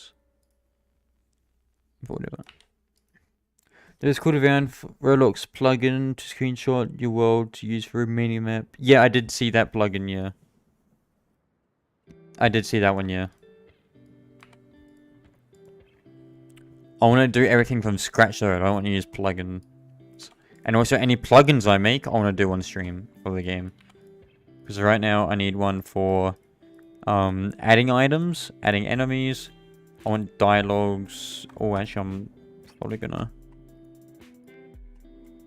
go back over here. Oh, did my... I want to do everything on stream, basically. So any plugins I make, any mini-maps or any, like, mini-map related scripts I want to do on the stream, that sort of thing. My microphone fell over, so that's why it kind of cut out.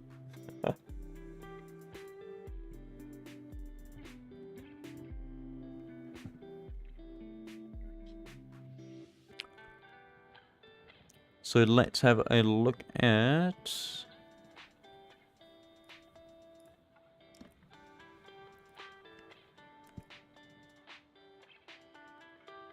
So custom walking animations, yeah. I know what you mean by that. Ideas. Custom character animations. Overrides Roblox's default ones. Scripting. Is there animation? Nope. Animating. Yep, animating.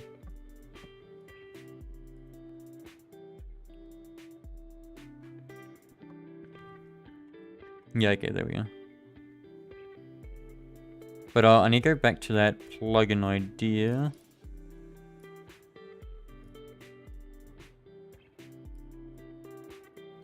Plugin to manage game. Allow for creation of attributes, quests, loot tables, enemies,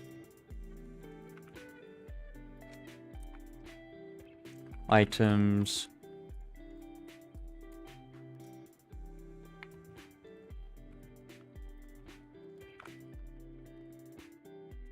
user interface. Oh, I guess not. Items. What else do we have? Animation table.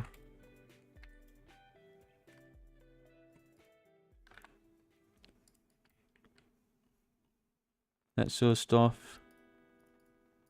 Our regions.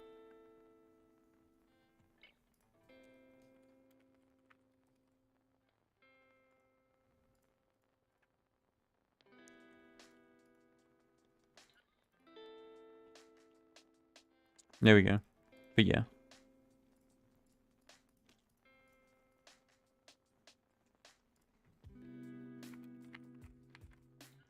Weapons. Particles.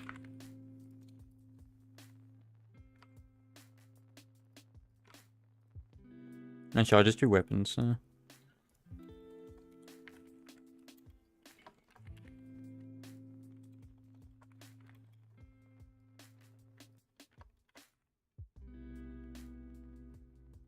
Yeah, there we go. We can do something like that.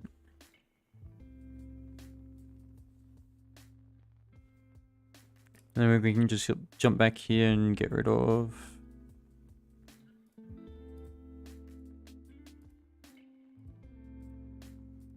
Where is it? I saw it somewhere. Oh, that was in the user stories. Let's get rid of that.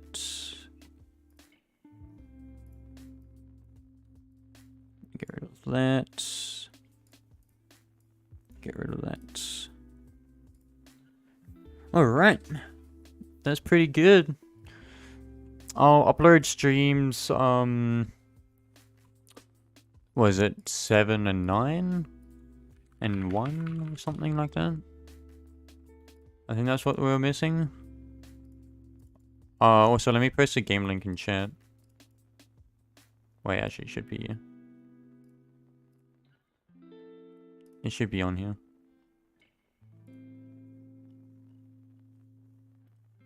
Game link. There we go. Let me just paste that game link. So that's the game. If any of you want to download a copy of it now, just hit that, click edit, and then up here you can just save the file or publish to Roblox in some other place. But yeah, there's that. What was I looking for originally? I was looking for something. Game link. Was that it? I think that might be in it. But yeah.